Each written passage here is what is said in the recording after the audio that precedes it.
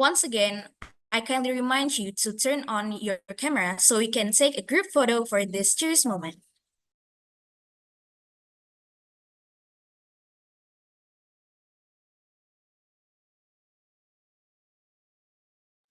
Okay, let's take a photo for the slide one. Smile, everyone.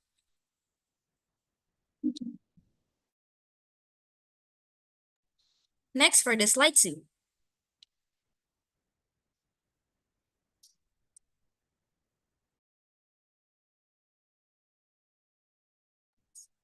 Thank you for everyone. As we embark on our third day, I am thrilled to introduce our distinguished speakers who will continue to enlighten us with their expertise. Without further ado, let me present our first speakers for today's session. It is my distinct honor to welcome Professor Andrew McIntyre from Monash University, Australia. Next, I'm delighted to introduce Professor Robert Sibarani from Universitas Sumatera Utara.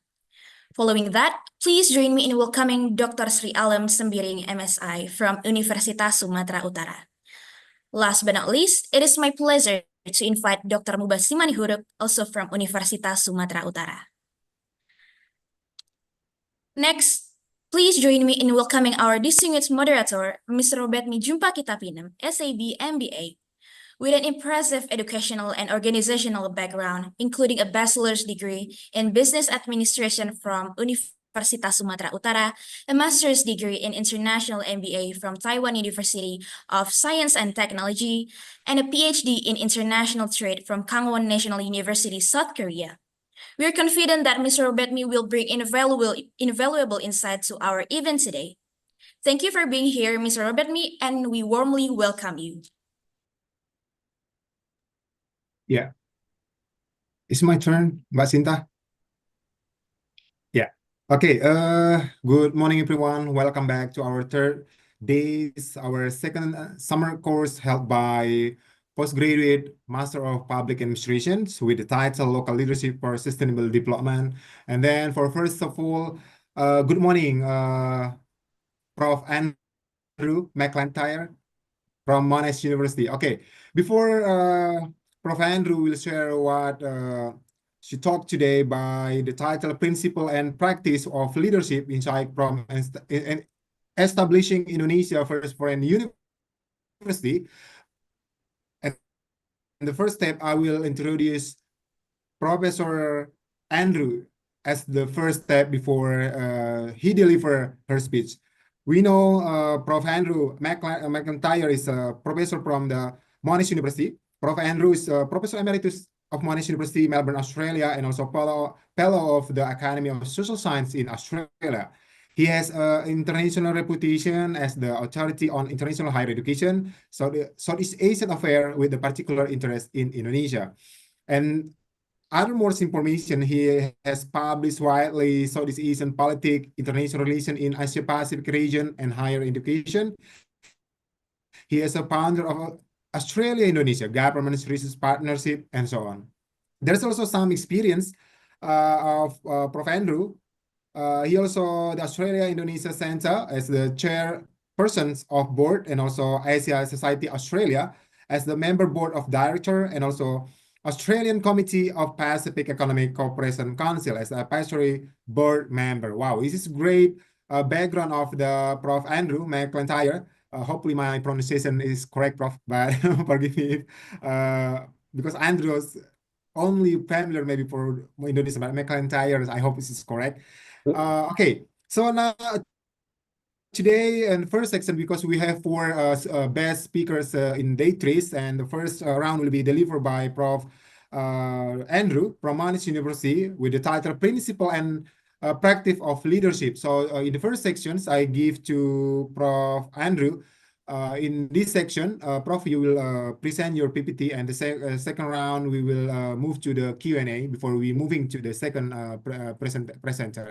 So guys, enjoy Prof. Andrew presentation, and then if you have any Q&A question during presentation, just typing on the chat, okay? Or maybe if you want directly asking to Prof. Andrew later on, you can raise your hand, okay? After Prof. Andrew present.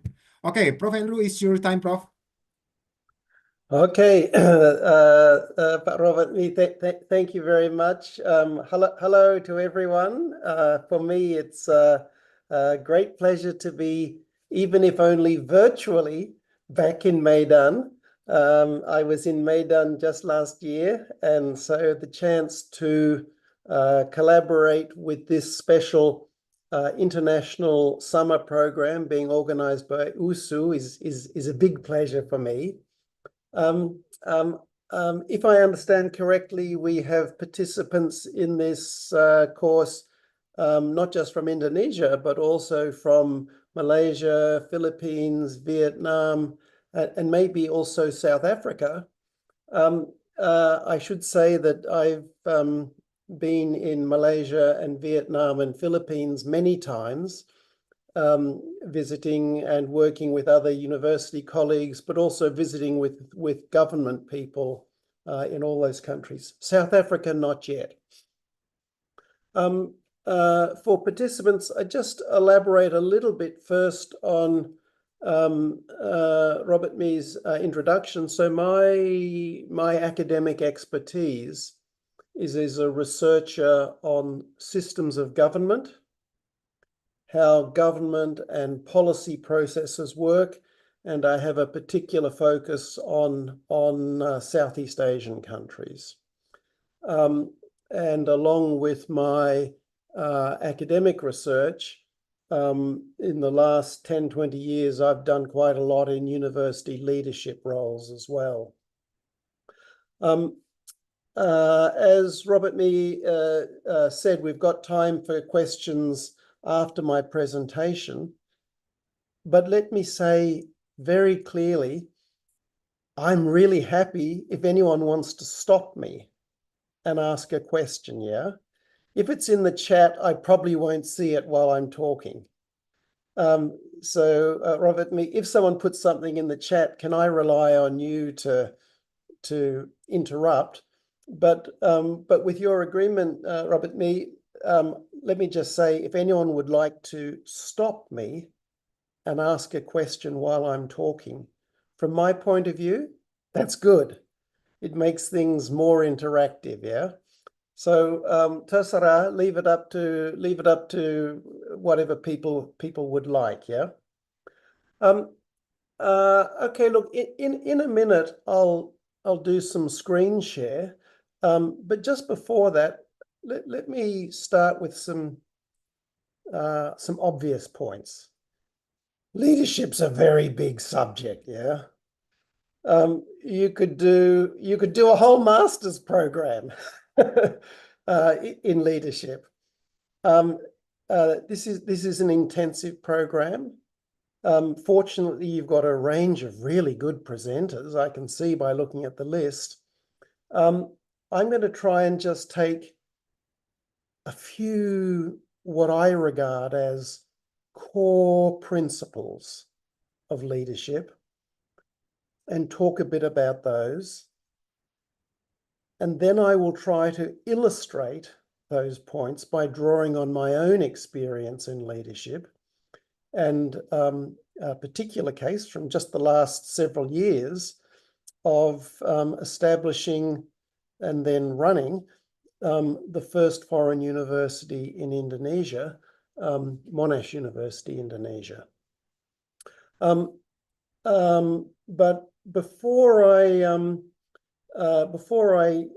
get to those core principles, I also just want to acknowledge that while these principles I'm going to talk about, in my view, are universal in their application, it's just as true in Indonesia as in Vietnam, as in South Africa, as in Malaysia, as in Australia, as Japan, Germany. While they are universal, it is also the case that context makes a difference. So I just want to say a little bit about context, and then I'll go to my core principles. I'm going to try screen sharing now, just because that might be helpful for people. Let me bring this up here. Robert Me, is that showing on the screen okay? Yeah, Good, it's okay. clear. I'll just Maybe go to give me that. Yeah, slide, yes. slideshow. Okay, perfect, bro. Yeah. So I said I wanted to start with context. One context is the institutional context in which you are located. And there's lots of different ways that can play through. The most obvious is national context, yeah? Malaysia and Indonesia are neighbors. There's many similarities, but there's also differences, yeah? And likewise, Philippines, Vietnam, South Africa, France, India, Turkey, Brazil, there's differences.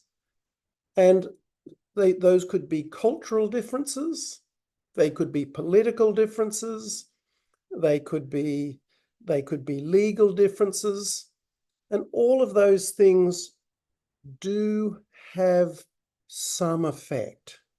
And so we just be aware of that. Similarly, even if you talk within any one country, my country, your country, if you're talking about it at the national level and the local level, you will find some differences. Not fundamental, but some differences, yeah, that affect how things work.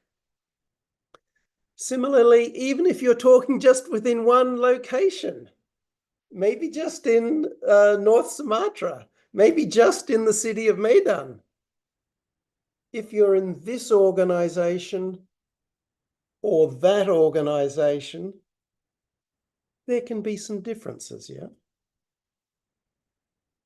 And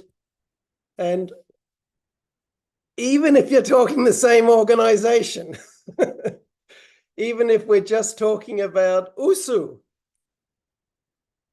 which part of USU are you in? Which faculty? Which program? Which department? All of these things can make a bit of difference.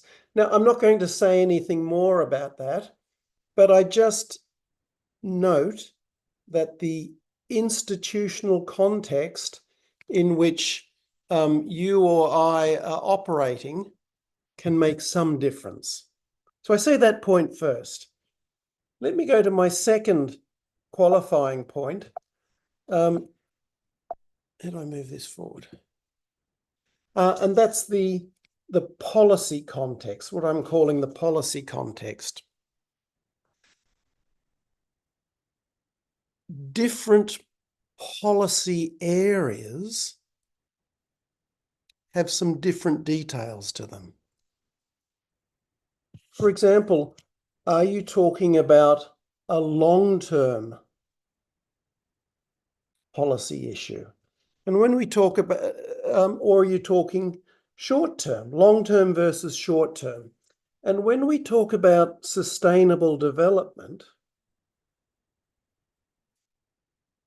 I think of that as a long-term issue. That's the whole point about sustainability, isn't it? It's trying to get us to think about what's going to work, not just today, not just next year, but the year after. What is going to allow for sustainable development over the long term? And the time horizon in which you exercise your leadership makes a difference. In English, we have an expression, we say, you play the long game versus playing the short game. And you have to adjust a bit for your time frame. Now, again, I'm not going to say anything more about this in my comments. If people want to pick up on this in questions, you're very welcome. But I just make these 2 points about context, institutional context, and policy context before I go into these core principles of leadership that I want to get to. So having said that, let me now turn to these four principles that I particularly want to mention. And I'll just quickly say what they are, and then I'll say a little bit about each of them. And then I'll move to giving you some illustrations from my own experience. So the four principles that I want to focus on, the first is vision and strategy. Vision and strategy, number one.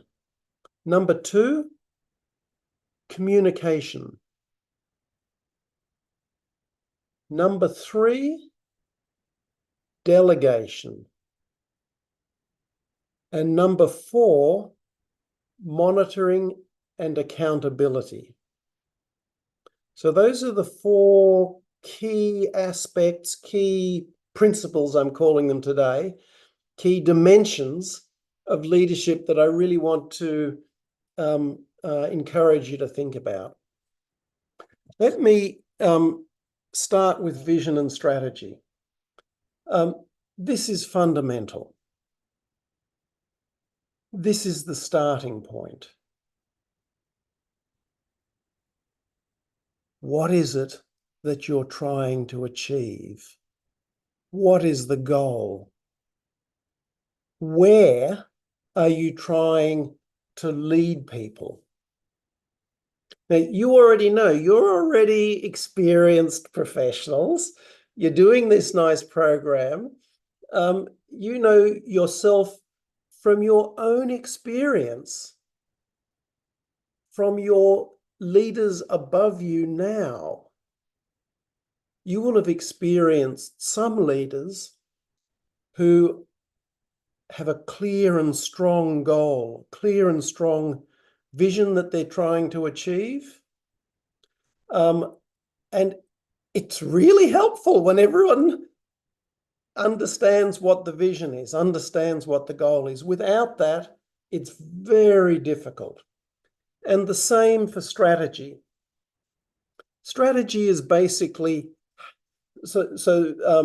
vision or goal, you might like to call it, that is the what. Strategy is the how. How are you going to get there? How are you going to achieve the vision? How are you going to achieve the goal? So first of all, you need to know what your goal is. And secondly, you need to have your strategy for getting to the goal. That is the absolute starting point for leadership. You can't lead people anywhere unless you know where you're trying to take them and unless you know how you're going to get there, how you're going to take them there.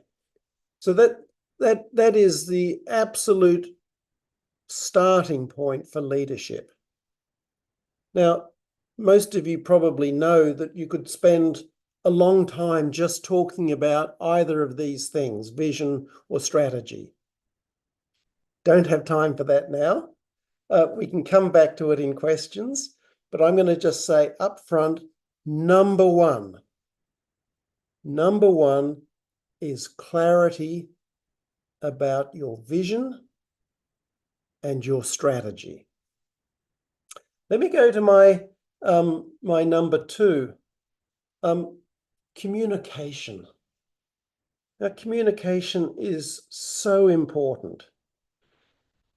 You can have a great vision,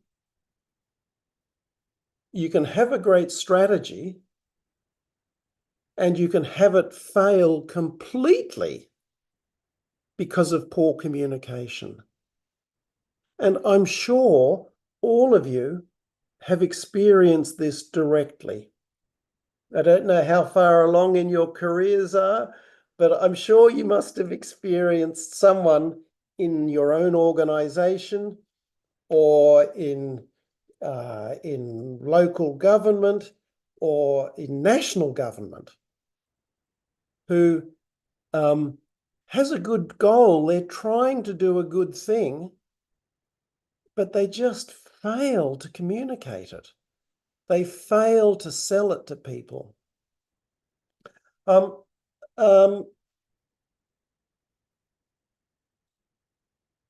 So I guess one thing to be really clear on is what your key messages are. And of course, that goes back to the goal, the vision, and to the strategy. What are the key messages you want to communicate? One problem is not communicating enough. Another problem is communicating too much and just confusing people with lots and lots of information, and they lose track of what the most important messages are. So being clear about your key messages and staying on track with those is important. Now, this second sub-point's key as well. For which audiences?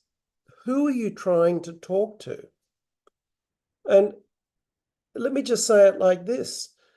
The way you communicate and what you communicate to your bosses, and remember, everyone has bosses. Even presidents and prime ministers have bosses, voters or some other people that control whether they keep their job. What you communicate to your bosses, the people above you, might not be exactly the same as what you communicate to the people below you. Similarly, what you communicate to the people inside your team, inside your organization, and what you communicate to people outside your team or your organization might not be exactly the same. Now, I am not suggesting that you say to the people above you, it's black, and the people below you, it's white. If you're saying things that are not compatible, of course that cannot work. But I am saying sometimes we need to subtly adjust how we communicate and what we communicate depending on who the audience is. And for now, I just illustrate that simply people above you, people below you, people inside your organization, people outside your organization. Last thing I say about communication is keep it simple. How many times have you heard a leader that just he or she is just going on too long, or it's not clear, and you just lose the message? You know that she or he is talking something about topic X, but you just don't get the core message because he or she fails to be clear in the communication. So keeping things simple is really important. Anyway, communications, that's my second big principle for you. Let me go to my third principle, and that's all about delegation. And this is about how you are going to get things done. You can have a great vision and a great strategy. You can have great communications, and you can still fail because you've failed to delegate effectively. If you do not delegate, you will fail. Delegating to other people to do the work. If you try to micromanage everything, if you try to control everything yourself, you will fail. Now, the bigger the organization, if you're heading a whole country, if you're heading a local government, if you're heading an organization, if you're heading a team inside, a different scale makes a difference here, but always you're going to have to delegate because you can't do it all yourself. And it's a really common problem that leaders fall into. It's something I've wrestled with in my leadership roles, is not wanting to let go of enough, not being willing to delegate enough. It's a big mistake. But when you delegate, you need to remember the people you're delegating to, they're the people below you, right? They have less authority than you because they are less senior than you. And you just need to remember that when you ask somebody to do something, you delegate a task to them, have regard for what their authority is. Okay, so delegation's really key. Let me go now to my fourth principle. And here I'm calling it monitoring and accountability. Now, the key issue here is, how do you make sure that the people to whom you have delegated important tasks actually do what you want them to do? You can have a great vision and strategy, you can have great communications, you can have good delegation, but if the people you delegate to don't do what you want, then you're not going to achieve your goal. So how do you make sure that the people that you've delegated to do what you want them to? And here, we don't have time to talk about that in great detail, but I just want to say information and transparency are really powerful tools here. They're your best friend in making this work. You need information that's readily available, that everyone can see, that shows the progress your staff, your team, your colleagues are making on the tasks you've given them. So we have all sorts of words for that. Performance indicators, all those sorts of things you hear people talk about.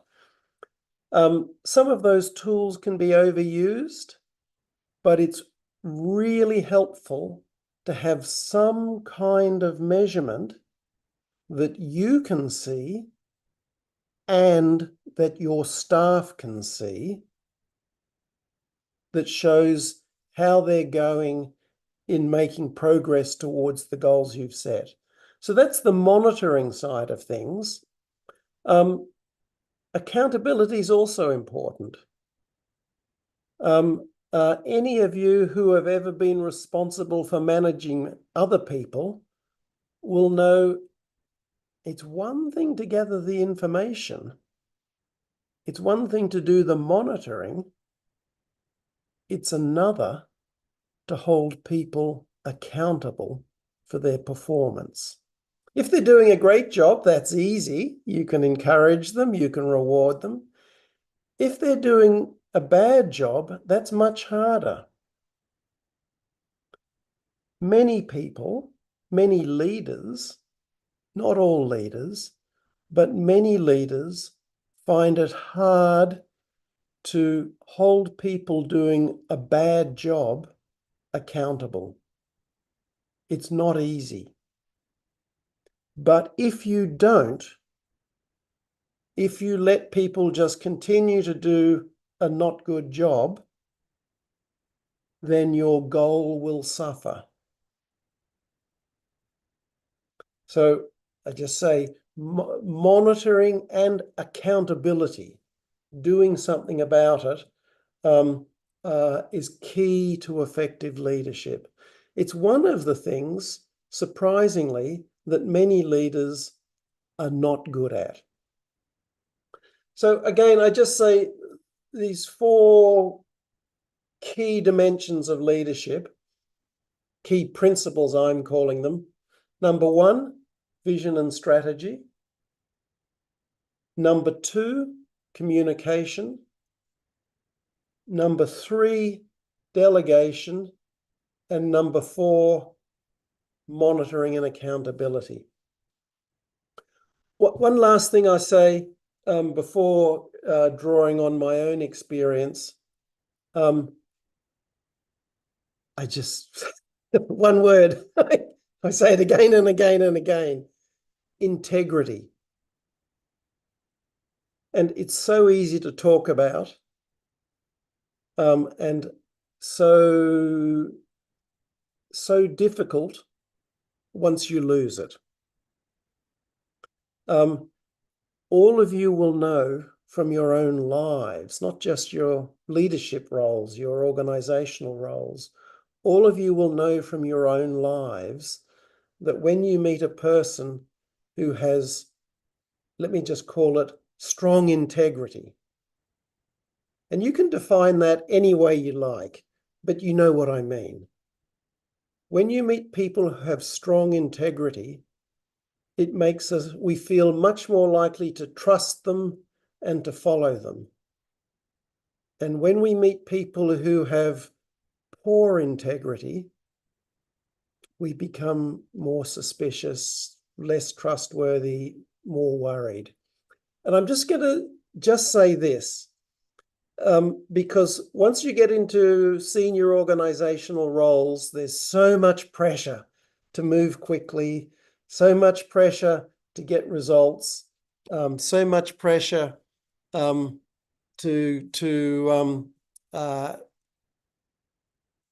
sorry, what's this message? Do you want to continue? Yeah, I just lost my thing.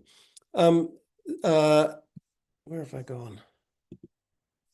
Has screen sharing's just stopped? Has it, Robert, me? Yes. I just put it back on, sorry. There, now we're back. Okay. Anyway, I think you all understand what I'm saying here, but I just emphasize it. Once you lose your reputation for integrity, it's very hard to get it back. So be careful about losing it. Okay, let me go off general principles and let me go to my own experience in leadership. And as I said at the beginning, the example I want to use is from my last role of establishing Indonesia's first foreign university. And that's what I was doing over the last 5 years. And what I'm going to do is just go through each of those principles and show how that played through in my experience and what worked and what didn't work for me. And maybe it's an interesting story. So I'll talk a little bit about vision and strategy, communication, delegation, monitoring and accountability, but I'll do it in the context of this particular leadership role. So let's start with vision and strategy. So that's a picture of where the Monash University Indonesia campus is. That's in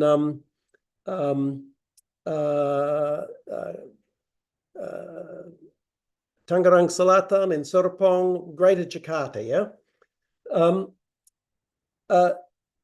So 5 years ago, this was not here. 5 years ago, Monash University asked me to come and take on the role of trying to develop a concept, a plan, and get it approved by the council, the board of the university, and of course, by the government of Indonesia. And what was the vision? What was the strategy? There wasn't much vision to begin with. The president of Monash University in Australia said to me, Andrew, can you make a plan for us? And we want it to be a postgraduate university. So master's, PhD, short courses, but not undergraduate. We want it to be very good so that Monash University can be proud of it and so that Indonesia can be proud of it. And Andrew, we don't want to go bankrupt. So please find a way to make this self-sustaining. Now, of course, you can't do that immediately, but we had a time horizon. So that was roughly the goal. So I spent the first year talking to stakeholders in the government of Indonesia and inside Monash University, trying to come up with a plan. I'm not sure where you would guess the hardest politics was, with the government of Indonesia or with the university. Government of Indonesia is a big and complex organization, but I have to tell you the politics was harder inside the university. All the different deans and heads of departments and all the different agendas that go on in a university. Anyway, eventually we got an agreement, and we started with a few areas. You can see them on the slide there. We started with data science, urban design, business innovation, public policy, public health, cybersecurity. Now you might say, why those areas? And why not undergraduate? Government of Indonesia wanted us to do undergraduate. And any of you that know anything about the business of universities will know that undergraduate is where you make the most money because it's the biggest, yeah? You have bigger classes. We didn't do undergraduate because we thought that would make it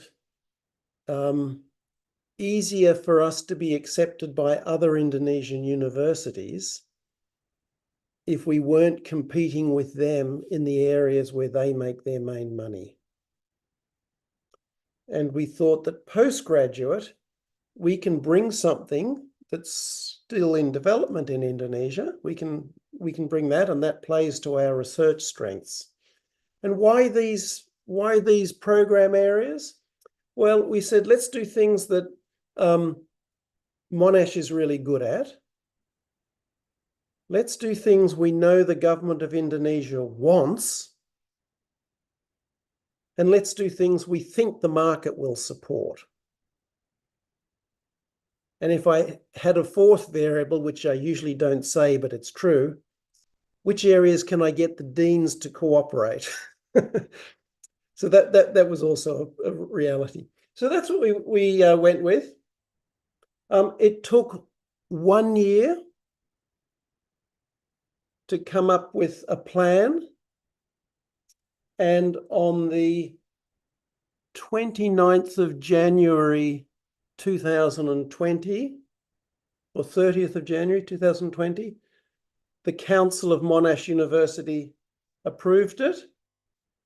On the next day, the Minister of Education of the Republic of Indonesia approved it. And 2 days after that, at a lunch at the Australian Parliament, the President of Indonesia, the then President of Indonesia, Indonesians on this class will recognize Pak Jokowi there with the bright tie, was visiting Australia for a state visit. I'm not in this picture because I was taking the photo with my telephone. The person with their back to us here with the blue jacket, that's the Prime Minister of Australia, the then Prime Minister of Australia, Scott Morrison. And the lady with the white shirt and the red hair is the then President of Monash University, Australia. And you can tell how happy Government of Indonesia and Government of Australia were, because Monash University is invited to sit next to the president of Indonesia, who's the state guest at the lunch. So 12 months after starting, we got approval. So you could say at that stage, we've got vision, we've got strategy, we're starting to work on communication. But how do we make all of this happen? And this was also the time of COVID, which made it very interesting. It's one thing for the president and the prime minister to say, yes, very good, please go ahead and do this. It's one thing for the council of the university to say, yes, please go ahead and do this. But then to make it all happen, there's so many practical implementation things. And working in Indonesia, I'd be going around to all the different government ministries, of course, Ministry of Education, but also Ministry of Law, Ministry of Finance, Ministry of Planning, Ministry of Immigration, so many different agencies. And everyone wanted to help, but it was difficult to get things coordinated. So I figured I needed to get someone to help me. So I went to the President's Chief of Staff. People from Indonesia will probably remember the name of General Muldoko, who was President's Chief of Staff. And he was a tough guy. And I went to see him early on and I said, look, we're getting lots of good help from this minister, that Director General, this Director General. But Muldoko, it's possible there may come a time when I need someone to help us coordinate things.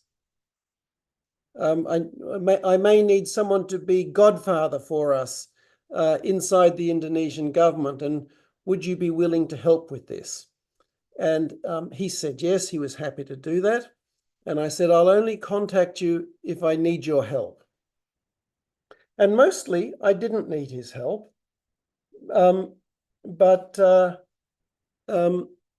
one time I did, and he did a very good job of getting all the agencies together and forcing them to coordinate. But the point I'm trying to emphasize here is the role of communication, of taking the message of what we were trying to do and why. And that's where I go back to what I said to you before, how we message things to different audiences can be slightly different. They must be compatible. They cannot be contradictory, but they can be slightly different. So when I'm talking to President of Indonesia or Prime Minister of Australia, I say slightly different things. Not contradictory, but slightly different. To both of them, I say this will be about strengthening relations between Indonesia and Australia. To both of them, but particularly to President of Indonesia, I say Monash wants to make a clear and strong contribution to the further success of Indonesia. The Prime Minister of Australia wants to hear that too, but President of Indonesia wants to hear that even more. So it's thinking about how you message to different audiences. What's this picture? Oh yeah, this is again different audiences. So here's Education Minister of Indonesia in the middle. On his right, the lady in the red jacket is Australian Ambassador to Indonesia. On his left is the lady with the red hair who was wearing the white dress, sitting next to President. And on her left, lady with the white hair, is Provost from Monash University, Australia. And this is at the launch of the campus in Jakarta. So all the time communicating to all these different stakeholders they all wanted me to succeed, but I had to be messaging with all of them and slightly differently to each one. Anyway, you get my point about communication. Let me go now to delegation. I said before, delegation is about who's going to help you, because you can't do it all yourself. So the first thing I had to do was get some people to delegate to, because to begin with, there was only me. So the first thing I had to do was hire staff. Had to hire academics and had to hire professional administrative staff for the university. So we did big hiring campaigns all around the world, all around Indonesia, and we were very surprised how many really, really good people wanted to come and work with us. And my colleagues in Melbourne said, hey, these people are really good. We'd like to have them come and work in Melbourne with us. And I had to say, no, these ones are working in Jakarta. But hiring the best people you can. So that was important challenge. And then this is really the delegating part, empowering them. And again, comes back to vision and strategy, communication, delegation. So I had to be constantly talking to my new colleagues about what it was we were trying to achieve. And you build a shared vision. And then you put them into positions of authority. I created vice presidents. I created policy committees. We appointed staff to do different things, and away they went. And as they got more confident and I got more confident, they could move further and they could move faster in building programs, recruiting students, starting research projects, partnering with other universities, partnering with government, partnering with companies. And then finally, if I just work in a little bit about monitoring and accountability. Monitoring and accountability I've put last because sequentially I think that's the way it works. And in some ways it's the hardest one. I don't know what your experience is, but my experience in management and leadership is that we actually have lots of information floating around telling us that Robert Mee's doing a good job with this or a bad job. There's lots and lots of information. The challenge is sorting out which bits of information do we look at and making sure that both Robert Mee and I have them, that both the staff member and the supervisor have the same information so we know what we're talking about. Because a very common problem is, I'll just call it the leader and the staff member have different ideas, different perceptions of progress. And Robert Mee might come to talk with me saying, oh, I'm doing a great job, Andrew, everything's going really well. And I think the opposite. Well, maybe not the opposite, but not so positive as him. So having shared information, common information, and then having really good conversations saying, listen, Robert Mee, yes, I'm really pleased with how you're going with this and this and this and this, but on that and that and that, not yet so good. And those are quite hard conversations to have.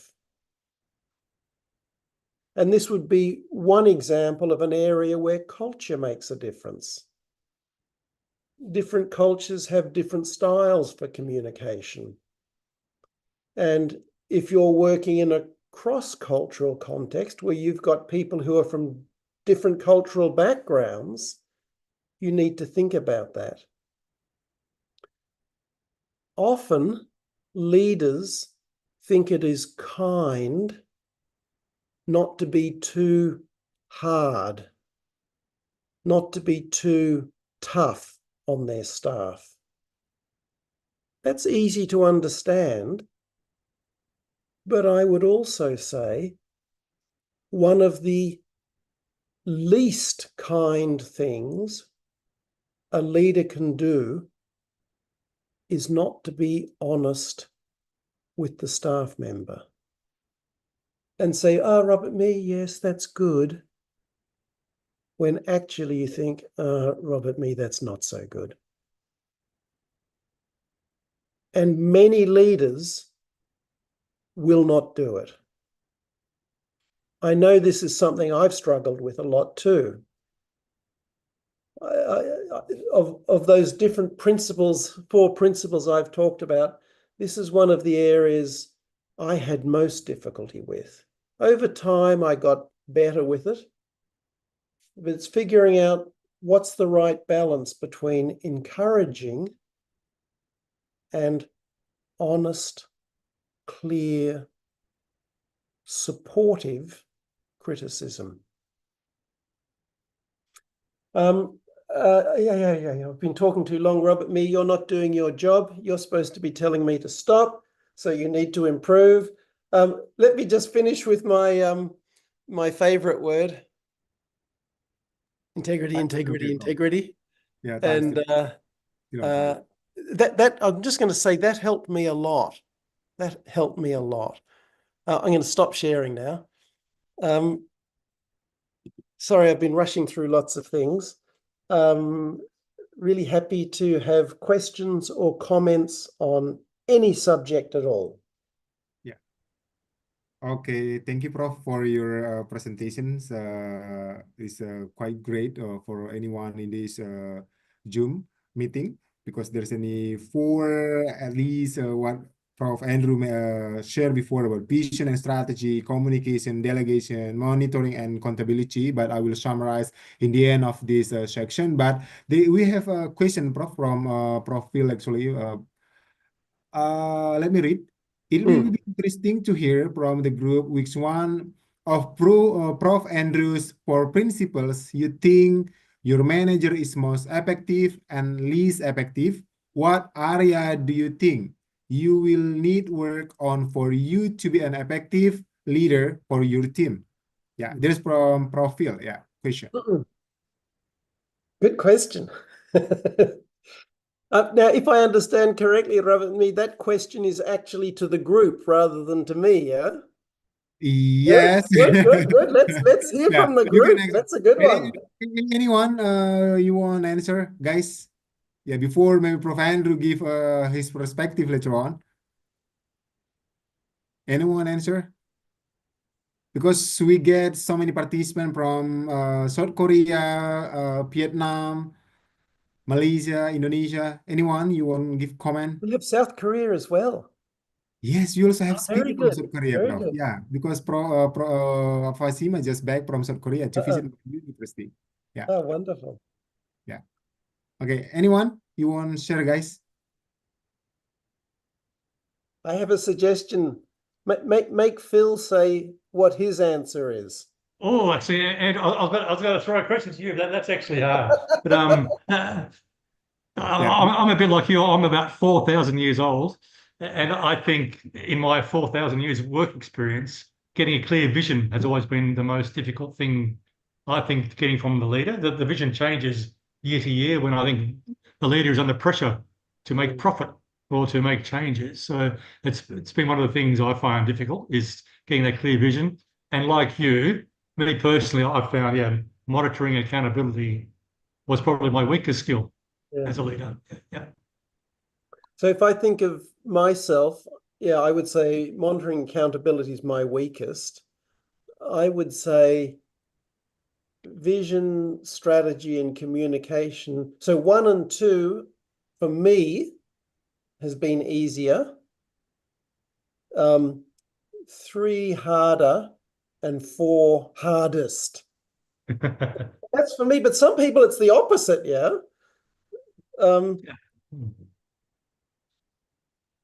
But actually, Andrew, maybe a question to start, and Yeah. because we do have a big cultural group here this morning from about 6 or 7 different countries, and you actually have, you've said you've worked between different countries, different cultures. Do you find it difficult working across cultures, or do you think your management style is flexible to work across cultures?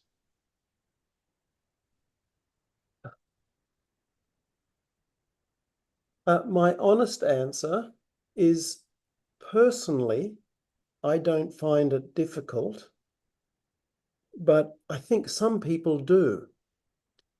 If I was to guess, I would say the reason I think it hasn't been difficult for me, you'd have to ask my colleagues what they think, but my perception is from quite early in life, I had experience living and visiting other cultures.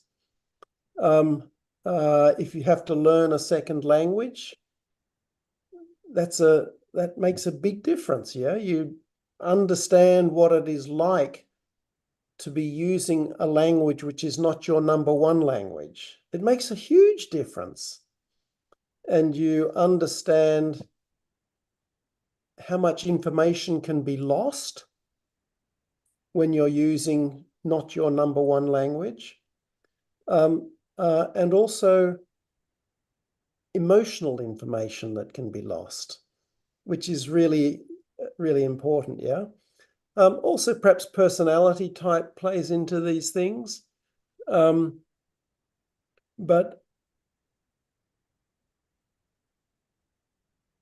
yeah, I would say, for me, that was one of the most enjoyable parts about leadership, was working with people from other cultures and coming to get a feel for it. But I have to say, I've seen plenty of people who, in my opinion, have had a hard time working across cultures. They speak as if everyone has the same background as themselves, and it's just not true. What would you say about that, Phil? Or what I'm interested in, what would Robert Mee or Asima, I can see on my screen as well, what their perspectives are. Hi, Professor Andrew, very nice. It's a lot of experience, and I would like to ask about, because this is very interesting, how you built a university in Indonesia. I understand that you already faced all the political culture and how to reach for the very high level government. And I would like to also ask you, if you apply this on the local level, do you think there is what do you think is the most challenging problems? Because you see, the sentence or how we communicate with the local, very local people is very, you should be very rooted. But at the same level, you know, the local level also have some level, like the village level, the sub-district level, and then the municipality, regency, and then to the nation level. How do you think one is the most problem? How do you face this? What is the strategy? Especially, you know, the culture of Indonesia, too much rapping in communicating. So sometimes we have to adjust with the other culture, deal with the local people, and at the local people, we also deal with women, some with very traditional religious leaders, and also we have to also deal with the local government, and then how to bring this to our communication to the national government. And for example, as we have discussed with Philip, it seems that like the tourism policy of Indonesia, especially regarding the Lake Toba, the caldera, it seems that it is still very fake division Mm-mm, because of this level of government. mm-mm. So please, thank you very much. Interesting question. It would be very good if some of our participants from South Korea or maybe Philippines wanted to come in on this question. I know from my own experience in Philippines, talking to senators and representatives and some local government people, just how powerful local government is in some countries. So it'd be really good to hear perspectives from other participants in the course. But here's my answer. My impression is perhaps the opposite of what you might expect.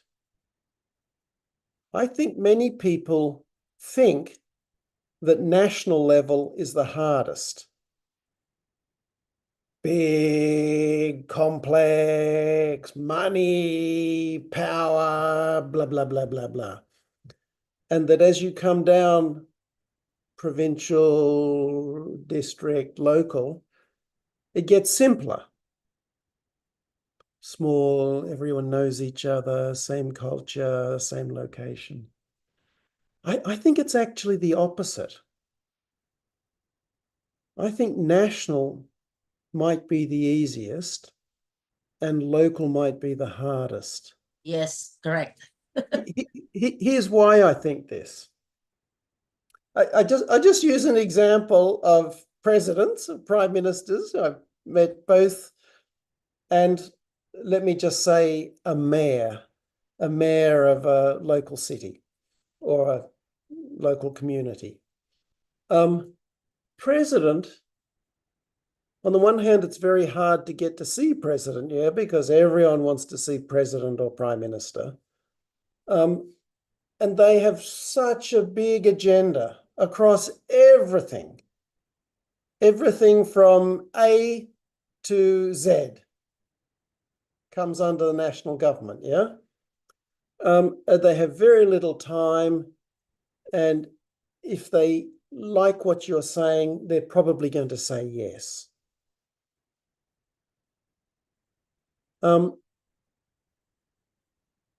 At the local level, everyone knows each other very well, and the people don't change unless they leave the district, yeah? At the national level, people are on the stage for a short time and then they go back to wherever they came from. At local level, people know each other, and maybe someone is a cousin or a sister or a husband or a wife or a former husband or a, all the complexities of human life. And at local level, I think people can see more, they hear more. Unfortunately, what they hear is often through informal channels. And maybe we could call that gossip. And the reason for that is there's not as much media attention at the local level. Of course, the media attention is mostly at the top level. And we all know there's many problems with media, fake news, blah, blah, blah, blah. But there is lots of information you can see. And I think it's harder to get that at the local level. I suspect there may be less transparency at the local level, which makes it easier for things to go on that people can't see. And that can make complications. So this is, Asima, this is a very speculative answer to your question, and I'm sure plenty of people would disagree with me.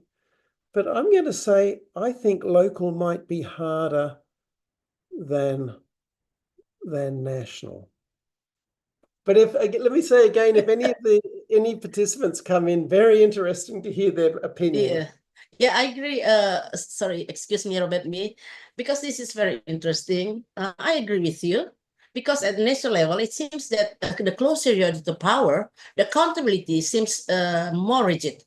But at the very local level, because so many wrappings, it is sometimes difficult to really implement the accountability because Mm. they are so close to one another. But also the local level, especially when we learn about decentralization, it means that it's better because it brings power closer to the people.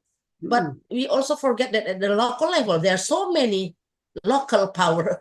And it seems that those who are close to government, it seems it will be the one who get the most benefits of it.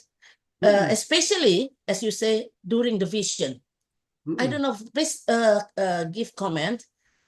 During based on my knowledge, one of the difficult thing about leaders in regional or local government is the vision, how they disseminate the vision. It's only during the campaign, the election, and then lost in translation. Yeah. So nobody want to work together just during the campaign and then forget after the campaign. Yeah. It is not like some of them formulate it in their development programs, but the people really don't quite understand and they don't have the access to demand for accountability.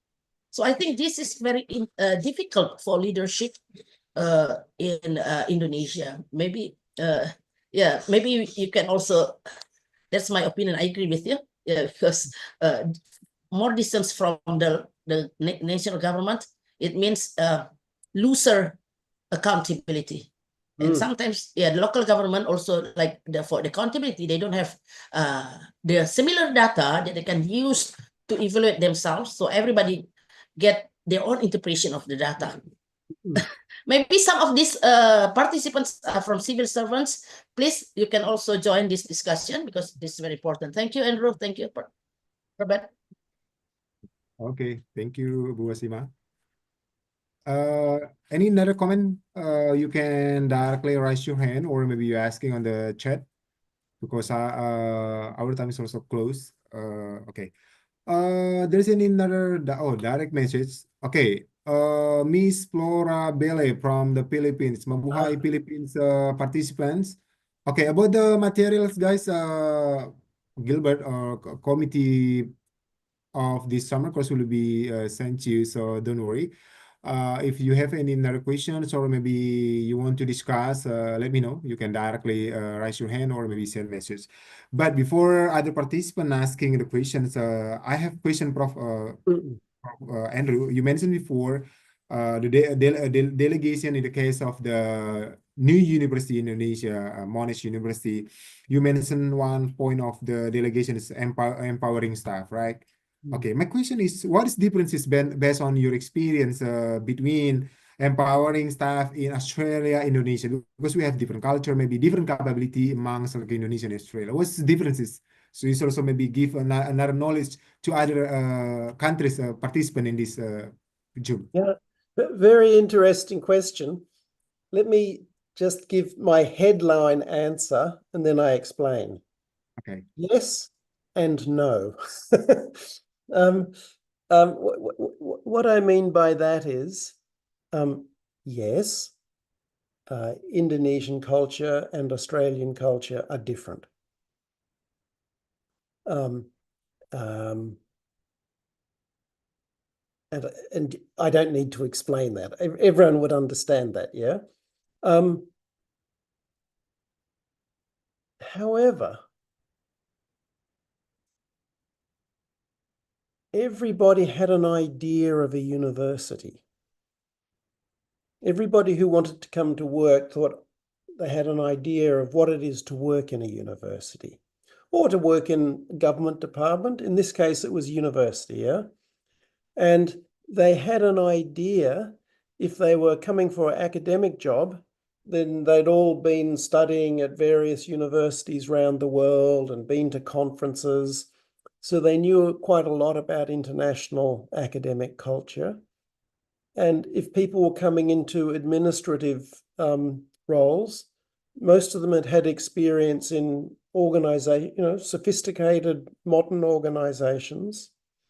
And I will also say that Monash's culture is itself quite internationalized, because Monash in Australia has staff and students that come from all over the world, and also has campuses in various countries.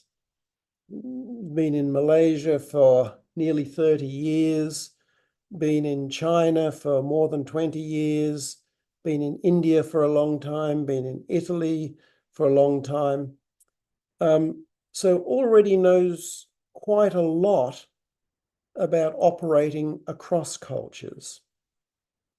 And I think everybody, regardless of their cultural background, had respect for the idea of a university and wanting to create something special for Indonesia. So there was even though we all came from different places, we all had an idea of the goal we were trying to get towards.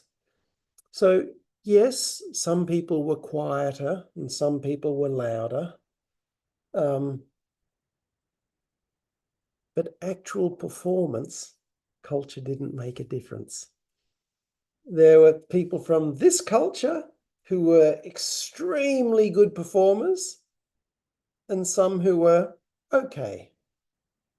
And there were people from that culture who were extremely good performers and some that were okay.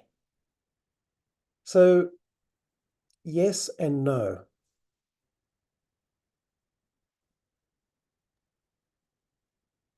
Okay, thank you, Prof. Andrew. Because of time also, guys, let me conclude what we get today by Prof. Andrew about principle and practice of the leadership insight from the establishing Indonesia first foreign university. This case is Monash University. Prof. Andrew mentioned before key dimension of leadership. There are 4 points. First is vision and mission, communication, delegation, monitoring, and accountability. Prof. Andrew also mentions on the vision and strategy, we have to know what is our goal or what we have to achieve, and also about strategy, how we reach these goals.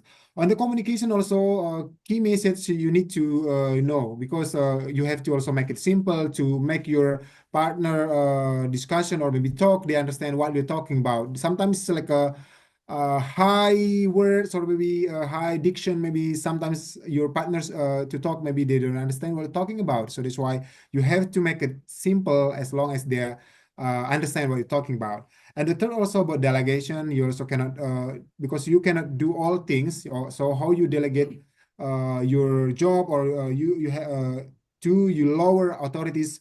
And here's for example, if less important event maybe or occasion, you can delegate to your maybe staff and another college maybe.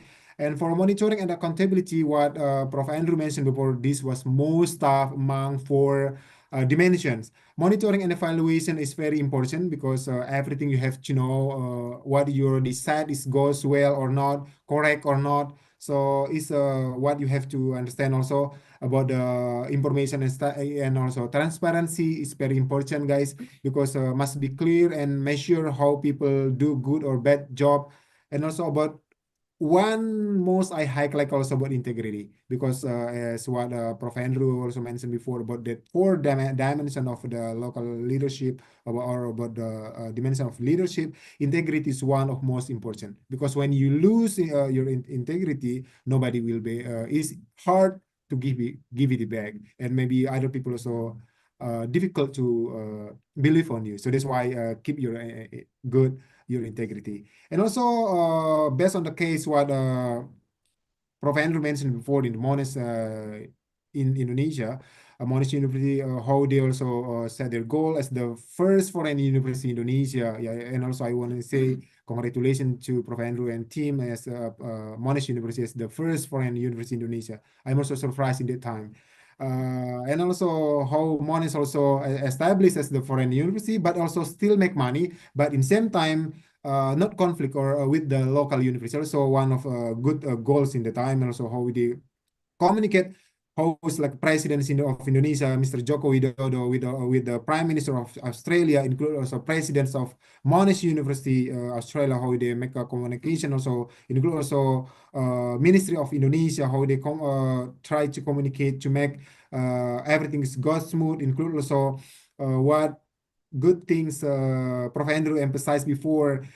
Sometimes what we deliver message is same message, but how the way we talk, Prof. Andrew mentioned before how he said to Mr. Joko Widodo and how he said message also to Prime Minister of Australia, also different cases, but even maybe same purpose.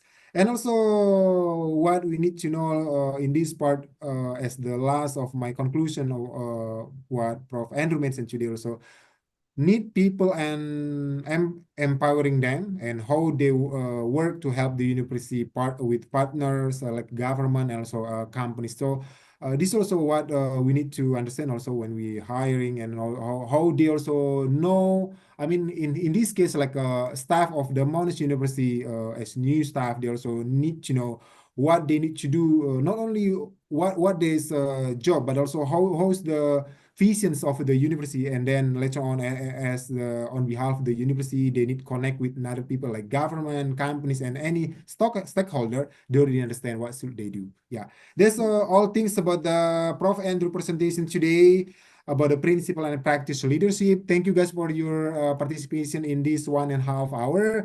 I give back to Master of Ceremony, Mbak Sinta.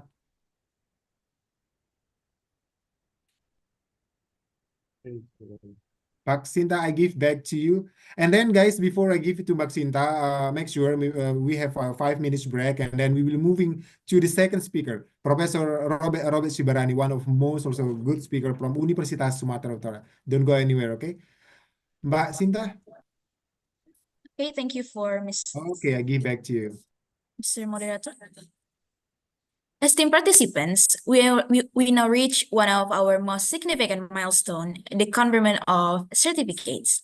It is my honor to invite Mr. Philip Dower to officially present the certificates to our dedicated speakers of this virtual summer course. Thank you, Kiko, and thank you, Andrew, for joining today. It's been a long time since you and I have had a coffee in Vietnam. I had a great time working with you as one of your subordinates and hearing your vision and mission and your strategy and your communication style. I've always appreciated the way you worked, the way you communicated, and the empathy you had for all staff and students around you. You're one of my inspirational leaders. So thank you for sharing your journey today. Thank you for joining us here in Medan at USU, and maybe next year you can visit us again in your next trip to Indonesia. Thank you so much, Andrew.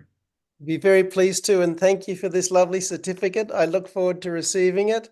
And thanks to USU. Always good to be connecting. And yeah, really nice to connect to students from so many different countries. Hope you all have a great time with the rest of this program. Thank you. Thank you, Professor Thank you, Andrew. Okay. Thank you very much. Thank you for Professor Andrew McIntyre for being a part of this remarkable event. Ladies and gentlemen, to ensure we maintain optimal engagement throughout our session, we shall now take a short break. Please use this time to refresh yourselves, perhaps stretch, have a drink of water, or simply rest your eye. We will resume our discussion shortly. Thank you.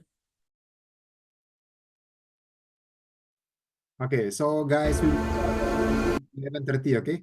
Yeah, 11:30. 5 minutes break. Okay, see you.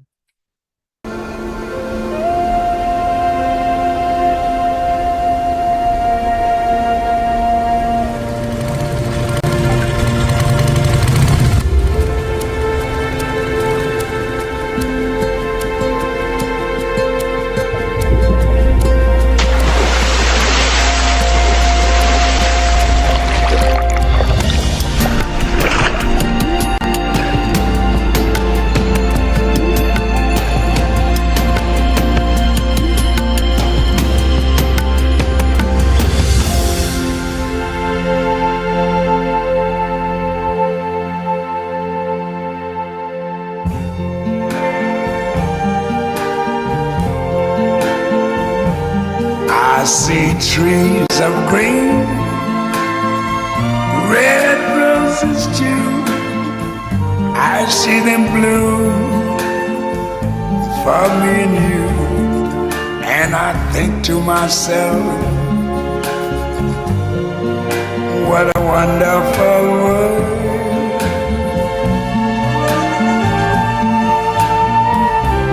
I see skies of blue and clouds of white, the bright blessed day, the dark sacred night, and I think to myself, what a wonderful world.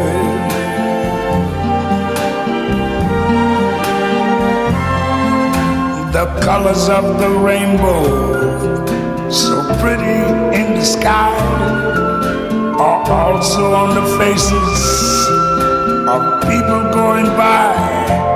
I see friends shaking hands, saying, how do you do? They're really saying, I love you. I hear babies cry, I watch them grow. They'll learn much more than I'll ever know. And I think to myself, what a wonderful world.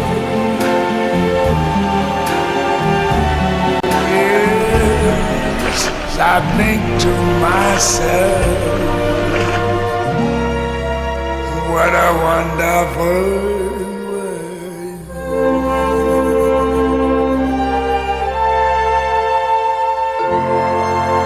Ooh, yeah.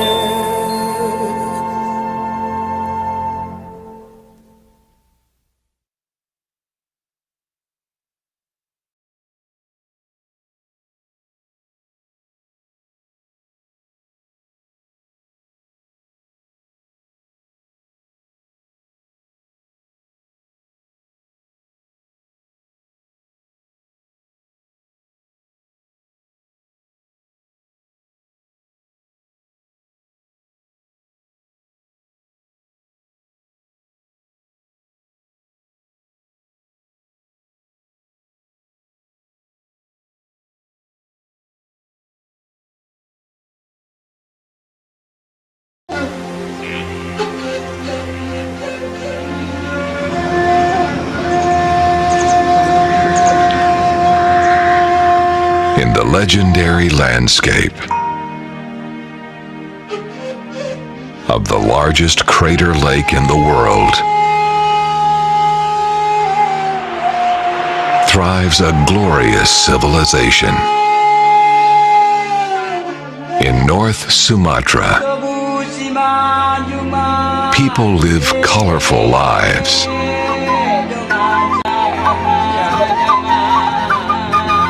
And nature continues to fascinate both the locals and visitors from all walks of life. A delightful escape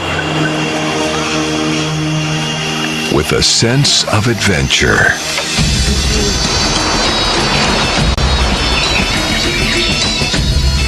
In the hidden paradise of Sumatra,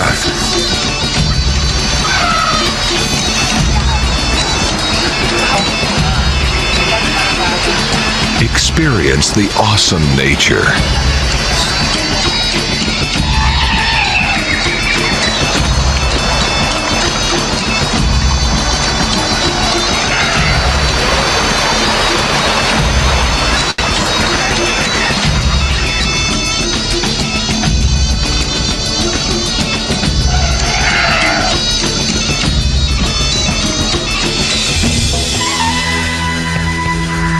Understand the connection to ancient cultures,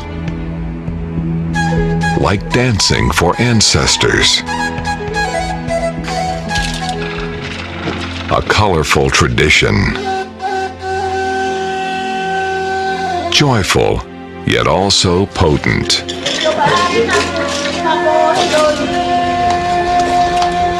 mystifying rituals,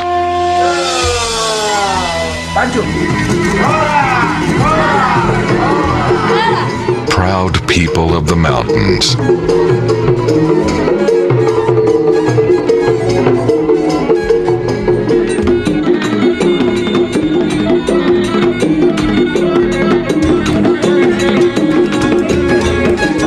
At the coast and in the cities. Remarkable diversity.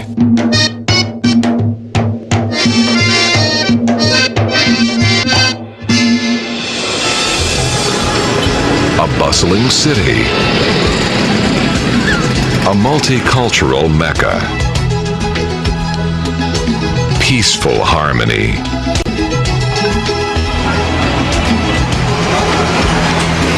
Incredible culinary. Astonishing wood carving. This is North Sumatra. The land. Also the people. Friendly faces and genuine warmth. Wonderful Indonesia.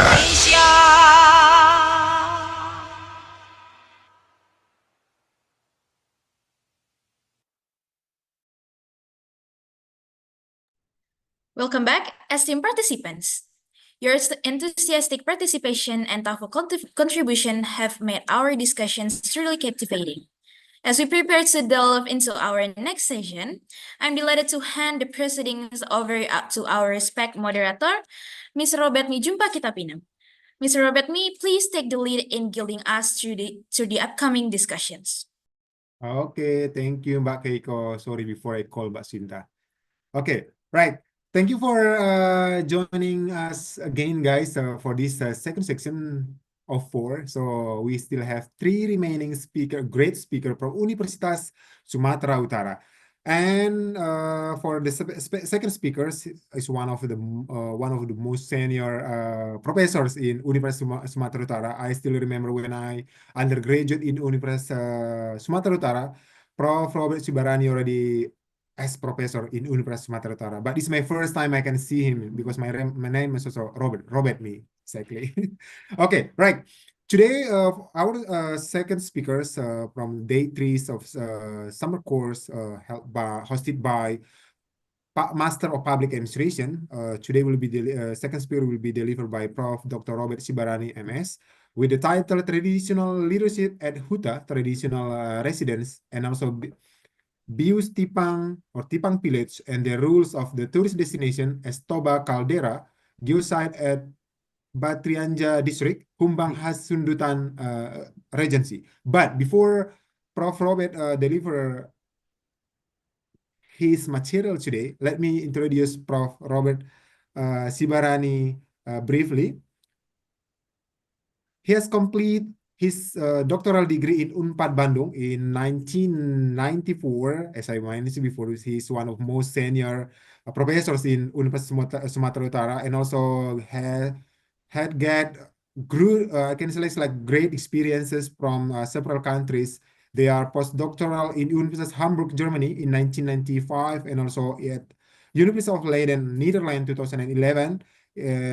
Also in Same, University of Napoli or El Oriental, Italy, 2014, and also University of Cologne, Germany, 2022, and just finished this year, University of California, Riverside, 2024, and also received some certified international qualitative and quantitative researcher. And Prof. Robert also one of previous acting as the rector of Universitas Tapanuli and also chair of Department of Sastra Daerah FIB Universitas Sumatera Utara, and also rector of Universitas Dharma Agung Medan, and also ketua Lembaga Pengabdian Masyarakat USU, and several position in Universitas Sumatera Utara. He also have some book Kearifan Lokal, Hakikat Peran dan Metode Tradisi Lisan, include also Pembentukan Karakter and so on. There's several books.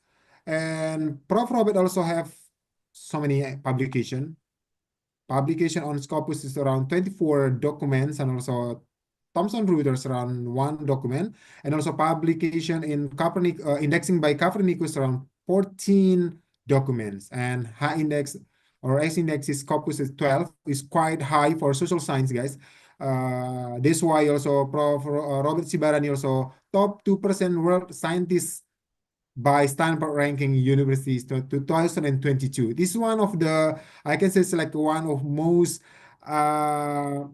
appreciation to scientists or scholars around the world, top 2 world ranking scientists. And Prof. Robert received it from Universitas Sumatera Utara. Please welcome, give your round of applause, guys, to Professor Dr. Robert Sibarani, MS. Time is your, Prof. Thank you. Good morning, everybody. Yeah, good morning. Our honorable speakers. I just say, can see Prof. Phil Dowler from Australia here. Good morning, Prof. And the committee of this summer course, Dr. Asima Siahaan. Good morning, Dr. Asima. And Good morning, Prof. and Master of Ceremony, I forgot to say her name. And there are 2 Robert here. Robert me as a moderator, and they say he allowed me to say to speak in this very important summer course. The title of my paper is Traditional Leadership at Huta. Huta means traditional residence, and Bius. So the case here, Tipang Bius or Tipang village. So Bius is a village. So there are 2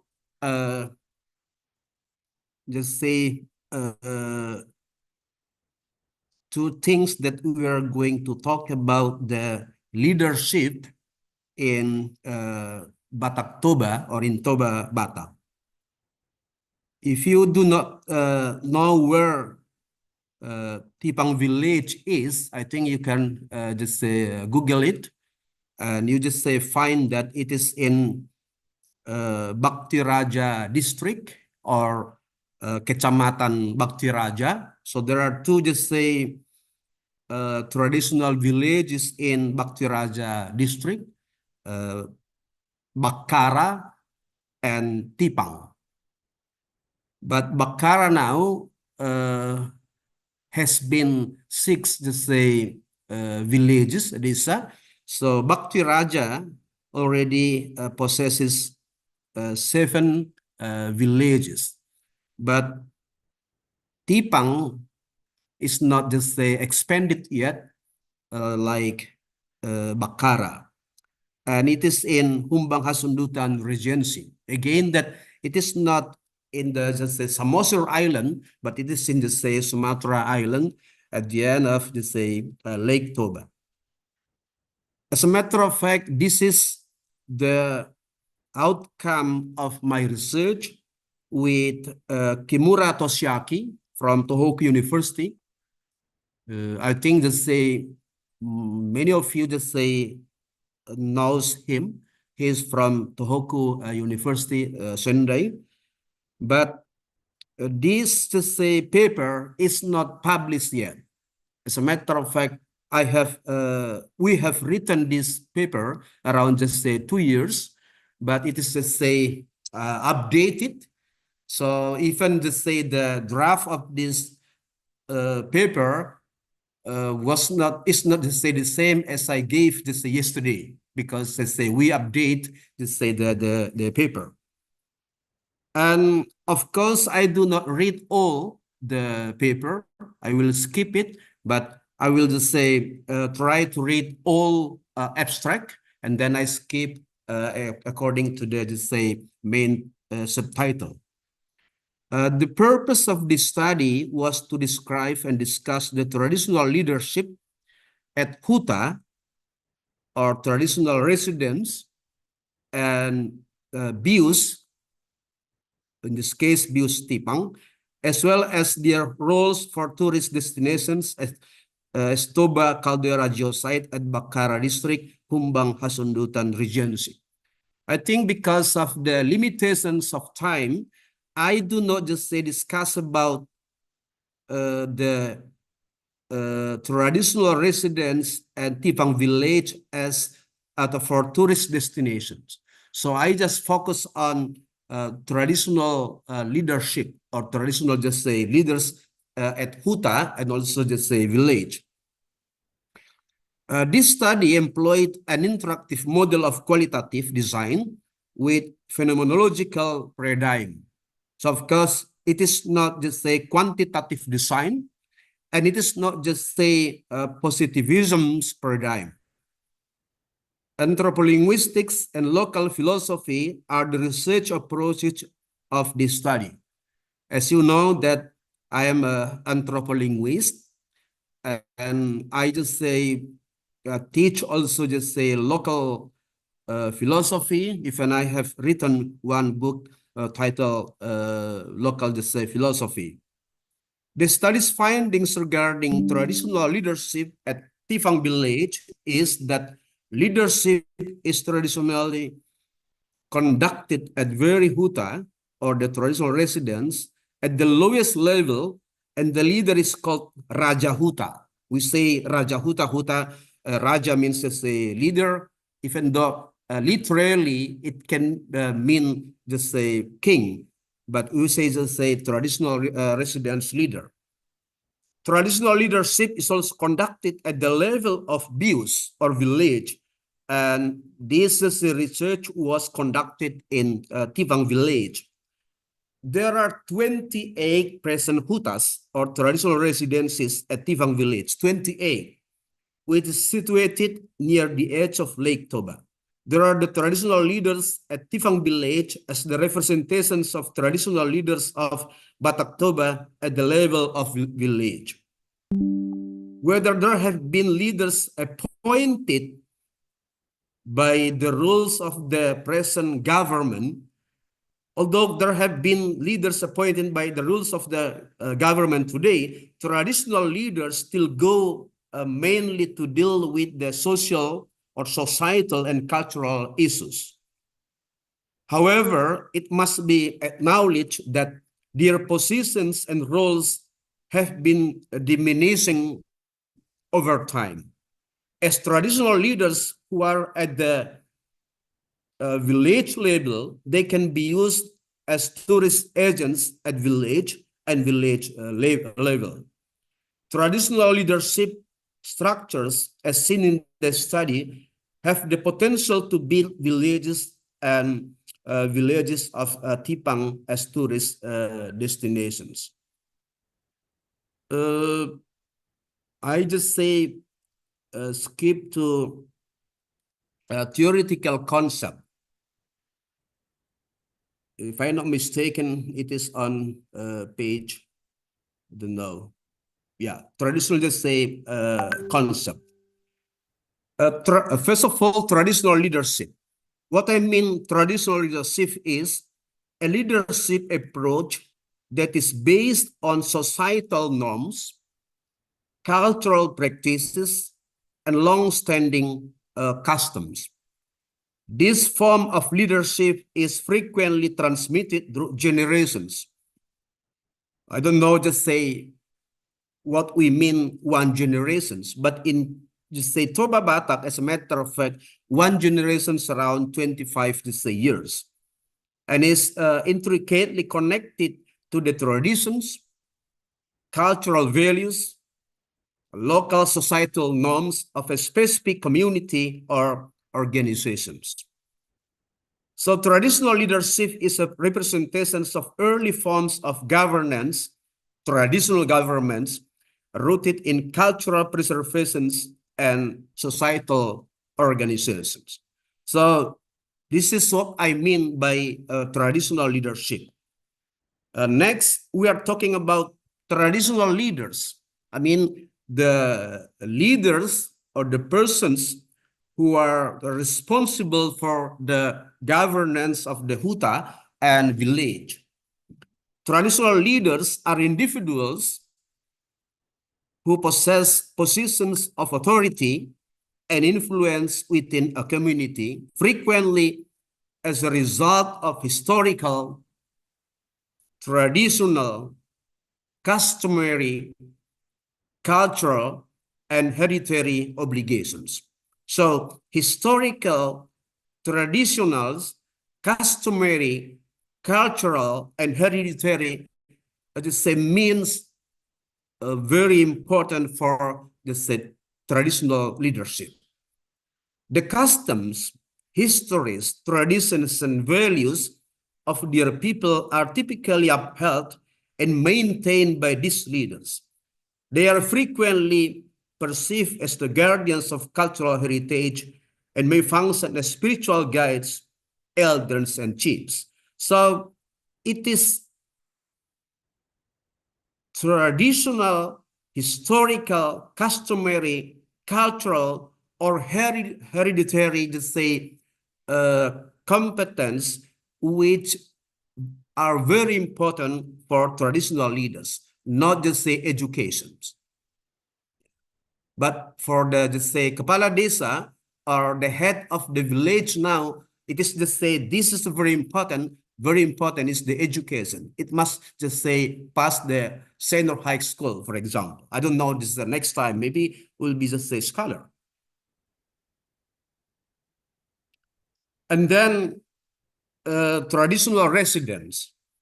A traditional residence is a form of dwelling that is indicative of architectural styles, building methods, and cultural practices of a particular regions or community. A traditional residence consists of a group of houses with entrances to the residence. Typically, these residences are constructed to suit the climate, resources, and lifestyles of the inhabitants, and they frequently hold historical significance within a particular culture. Local values, customs, and adaptations to the environment are reflected in traditional residences, which are significant cultural heritage assets. In Toba Batak, a traditional residence usually has around 6 to 10 houses, and they are just say the houses may be 4 or maybe 5 on the, just say, right side and 5 on the left side, and there are be just say 2 entrances. I mean, 1 entrances and then 1 just say the way we just say exit, for example, to the hoban or to the just say public just say dwelling, and then also to the just say paddy field. So this is just say traditional residence, and then a traditional village is a small or tightly bonded community in which the architecture, social structure, and way of life are indicative of the customs, traditions, and values of the residents. A traditional village is composed of a few traditional residences that are connected by cultural, say, connections. These villages are frequently situated in rural areas and are distinguished by their communal living, connections to nature, and preservation of the cultural heritage. In Toba Batak or in Tipang, there are 28 traditional residences. So a village or Tipang village consists of 28 hutas, 28 traditional, just say, residences, and it is to say not included the early houses, early just say traditional residences which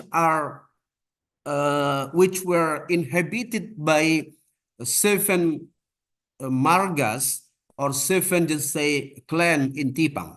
As we know that there are 7 just say inhabitants marga in Tipang. They are Purba, and then Purba, Manalu de Bataraja. They were the sons of Toga Simamora, and then the sons of Toga Sihombing is Silaban, Lumbantoruan, Nababan, and Hutasoit.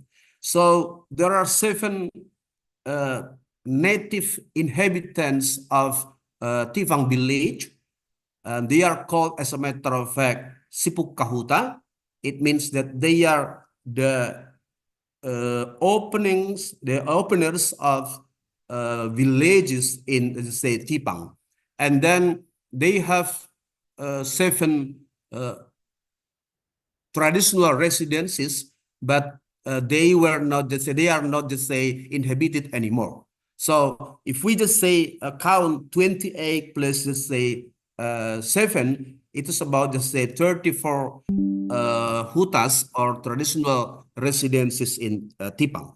28 are, to say, still inhabited. Okay, I skip the tourist destinations. Now, we go to the requirements of Batak Toba's traditional leaders. I don't know whether they are still relevant to the leaders, the next leaders in Batak Toba, because we know that there will be, just say, the elections of Bupati next time, just say, on the 27th of this month in the say Toba. If we say Toba, for example, it will be in Toba residence, Samosir residence, and then just say Humbang Hasundutan residence, and then just say Tapanuli Utara residents. Maybe some of them are from the central Tapanuli and also Dairi, but at least there are 4 residences that we can call Batak Toba or Toba Batak. From the research, we just say got from the, just say, informants, and then also from the written documents, the requirements for a leader in Batak Toba culture illustrate a holistic perspective on what it means to lead, emphasizing prosperity, hospitality, ethical principles, wisdom, and exemplary behavior. An examination of each trait and how it influences the leader, the ideal leader in this community, as the 11 requirements of the ideal leader is provided as below. First of all, prosperity and generosity. It is number 1 to number, just say, 3. I just say mistype it. The first is parbahul-bahul na bulon. Literally, it means having a lot of rice, which reflect not only personal prosperity, but the ability to support others. A leader should have resources symbolized by rice to maintain stability and care for their community. So this is one of the 11 requirements. And then the second is partataring nasoramitop and parsakalan nasoramahiyang, always providing food for guests and always providing meat dishes for guests, which emphasize hospitality and the expectation that a leader should always be ready to provide for guests. Generosity, especially in offering food, is central to Batak Toba leadership, showing a willingness to share wealth. And then the third requirement is paramak nasorabalunon, always providing meals for guests, implies that a leader should be prepared to welcome and host others comfortably. These traits together reflect a prosperous life, both in material resources and in social responsibility. And then wisdom in management. This is the second model. Pamuro somatat sior. This is the fourth, as a matter of fact, the fourth requirement. The guardian of rice without a bow indicates protecting resources peacefully and responsibly, suggesting that a leader manages resources with prudence. And the fifth, Parmahan Somatat Batahi, a servant without a whip, suggesting guiding others gently without coercions or force. Leaders are trusted to lead with wisdom and care. And then si Horus Nalobi, si Gohinahurang, accommodating the more, adding to the less, which show a commitment to equity. A leader provides for those with less and ensures balance to the community. And then the seventh requirement is manatap tujulo manaili tupuri, looking ahead, reflecting on the past, which emphasizes foresight combined with the reflections on history and traditions, embodying a wise manager's visions. And then the third model is integrity and anti-corruption. Maybe there was no term corruption at the time, but as a matter of fact, the culture has suggested this anti-corruption interpretations to the leader. Na sosyal lang nadibalian ni hurumma. Do not eat what is on the cheek. It symbolizes integrity. Leaders are expected to avoid taking advantage of their positions or misusing resources. And then the ninth requirement is na sosyahut sibayan na budang si Joput sibayan nautik. Not the one who takes a lot becomes rich, but the one who takes a little becomes poor. Highlights the value of moderation and warns against greed. A leader should not be focused on personal wealth accumulations, but should serve responsibly. And then the fourth model is good behavior and presentations. Di jolo siaduon, di pudi si paimaon, di tonga-tonga si harungguan. In the front, they cheese.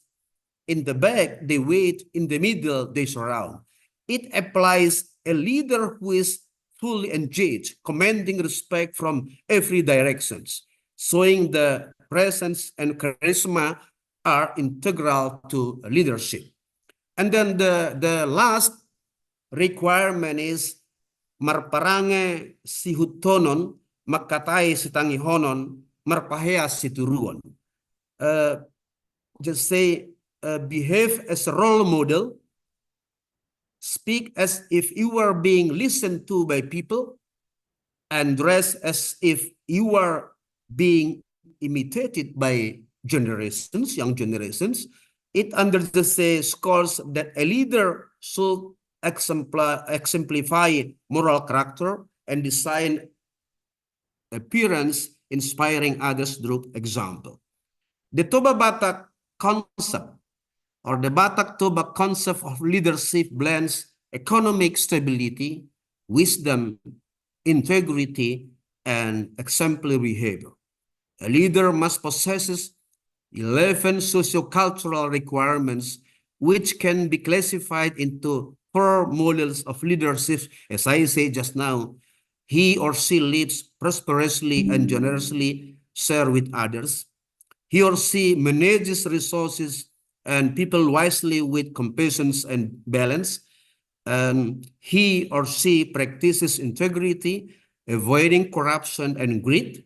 And the last model is he or she behaves in a way that inspires others, embodying the role model for ethical and dignified conduct. This model of leadership reflects deep cultural values, aligning leaders with communal well-being, ethical principle, and long-term visions. I think it is not my responsibility to tell you all participants that this is still relevant to the next, just say, leaders in Batak Toba area, in just say Toba Caldera, just say in Toba Caldera, as I just say, as you know that our focus now to develop the Lake Toba just say area. I do not just say discuss about the method because qualitative method depends on the researcher. But if I'm asked what just say method I use, I told you just now that I use, as a matter of fact, empirism philosophy, and then phenomenology paradigm. And this is the model, interactive model of this say qualitative paradigm, data collections, data condensations, data display, and conclusion drawing and verifying. In the report of my research, I just say try to discuss the data collections, data condensations, data display, and conclusion drawing and verifications. And then I'm just say we were just say help, or we apply the just say applications to help us in analyzing the research. Now we just say we go to the next sessions. There is a table, as a matter of fact, here, the structure of traditional leaderships of Tifang village. As we know that there are two kinds of leaderships in Tipang. First of all, leadership for socio-cultural issues, and then the structure of traditional leadership for the say irrigations. And these two, just the leadership still work now simultaneously. So one for just say for irrigations, and then one just say for socio-cultural such as just the customary issues. So table 1, the structure of traditional leadership of Tifang village. I say here, I don't know whether it is the good just say term. I say structure of duumvirate leaders of Tifang village, and we say Rajabius Dwitunggal Rajabius Tipang, because there is no, as a matter of head, but the Rajabius must be two. One from just say the descendant of Raja Sumba, and the eldest is the son from Purba, and it is Persanggul Baringin. And then the eldest of the son of Toga Sihombing, it is Pangululuan. So Persanggul Baringin and Pangululuan, they are the duumvirate leaders of Tifang village, which are responsible for socio-cultural issues in the say Tipang. So Purba is Persanggul Baringin because Purba is the eldest son of Toga Simamora, and Silaban is the Pangululuan because he is the eldest of Toga Sihombing. So they, Purba and Silaban, will just say dominate their just say representations for Persanggul Baringin and Pangululuan. And we call, as a matter of fact, they are the head of Raja Jolo. So in Tipang, there will be 3 Raja Jolo. I just say translate figures put forward, atau Raja Napina Jolo. Raja Jolo from just say Purba, 3 persons, but one of them will be Persanggul Baringin, and from Manalu just say 3 persons. From just say the Bata Raja, 3 just say persons. So there will be 9 Raja Jolo from just say Purba, and then also Raja Jolo from Silaban, 3, but one of them Pangululuan. So 2 representing figures, Raja Jolo from Silaban, 3 from Lumbanturuan, 3 from Hutasoit, and 3 from Nababan. So they are, as a matter of fact, the native inhabitants, native clan of Tipang. So I think everyone just say say, I mean, every Purba, Manalu, but the Bataraja, Silaban, Luban Turuan, Hutasoit, Nababan, wherever they are now, they will say that they came from, they come to say from Tipang.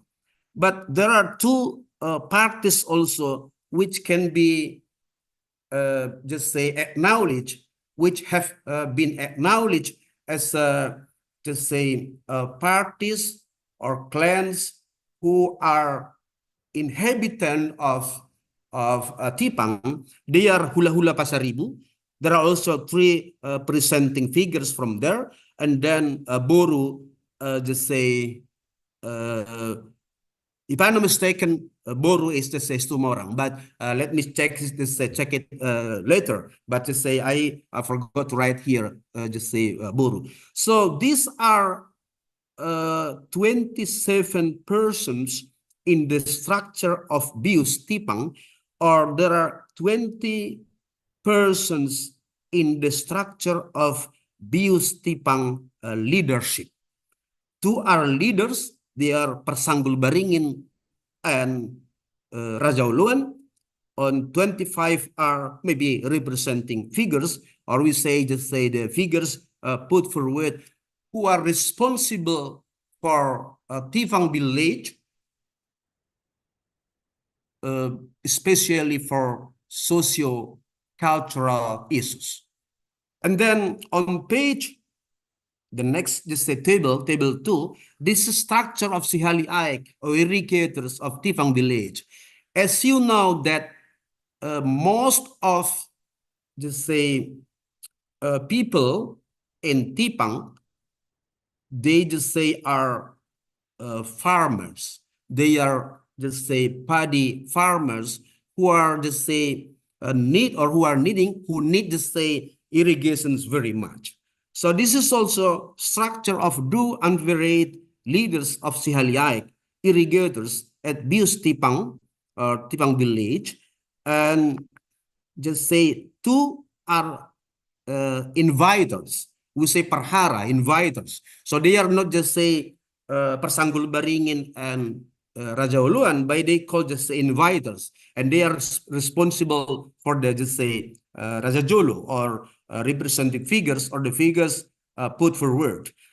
Here, 10 Raja Jolo from Purba, 10 from just say Manalu, and 10 from just say the Bataraja. So there are 30 people from the descendants of Toga Simamora. And then just say also 30 people from the descendants of Toga Sihombing, 8 from Raja Jolo, 8, Silaban, and then 8 from Lumanturuan, and just say 8 also from just say Hutasoit, and 7 from just say Navaban. I'll just say write down the mistakes they type here, but 30 because 4 descendants of just say Toga Sihombing, and then 3 Toga just say Simamora. So 62 people are Parhara people, Parhara just say and Parhara, and 2 Raja Jolo, 60 Raja Jolo representing figures of Sihaliaik. So this is, as a matter of fact, the end of my presentations. Again, that there are still the same mistype here, but the concept of the leadership in just say Tipang, as a matter of fact, if we just say evaluate the leadership here with the leadership in Batak Toba, we may see that they are not just say given money. They are not just say they work because they can do it. They are not just say given money by the government or by the village or by the community, but we can do it because what? Because they have the model of leaderships, as I talk in Batak Toba. So they don't need money. They don't need just rise from the just a community, but they do it based on the culture, the just say history, the traditions, and then also the social norms practiced in Tipang. I think that's all my just say presentations. I return it to the moderator, Robert Me Jumpaki Tapinam. Pak Kitapinam. Yes, thank you, Prof. Robert Sibarani. Thank you for, even I'm Indonesian, guys. I also grew up in Sumatera Utara. I'm still like a little bit confusing because I am not deep in the Batak Toba.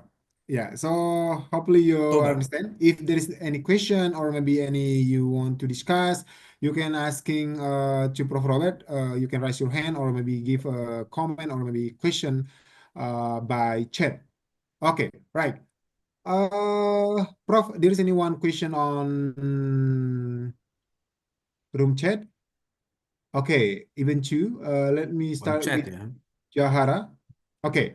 Hello, Prof. Robert. I have a question for you. In your opinion, what are the key challenges facing a local Batak leader and local government official in balancing tourism and development environmental concern? Okay, it's first question, Prof. Yeah.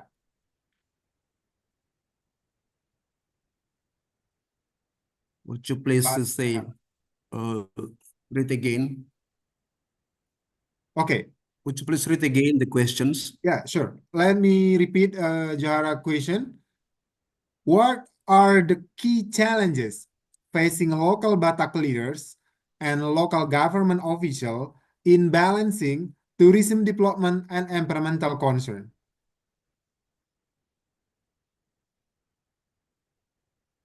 I'm very sorry, Robert Me. I cannot just say hear your voice, and then also I do not find the text in Zoom. But it seems to say maybe the relation between leadership and tourism. Maybe is it okay?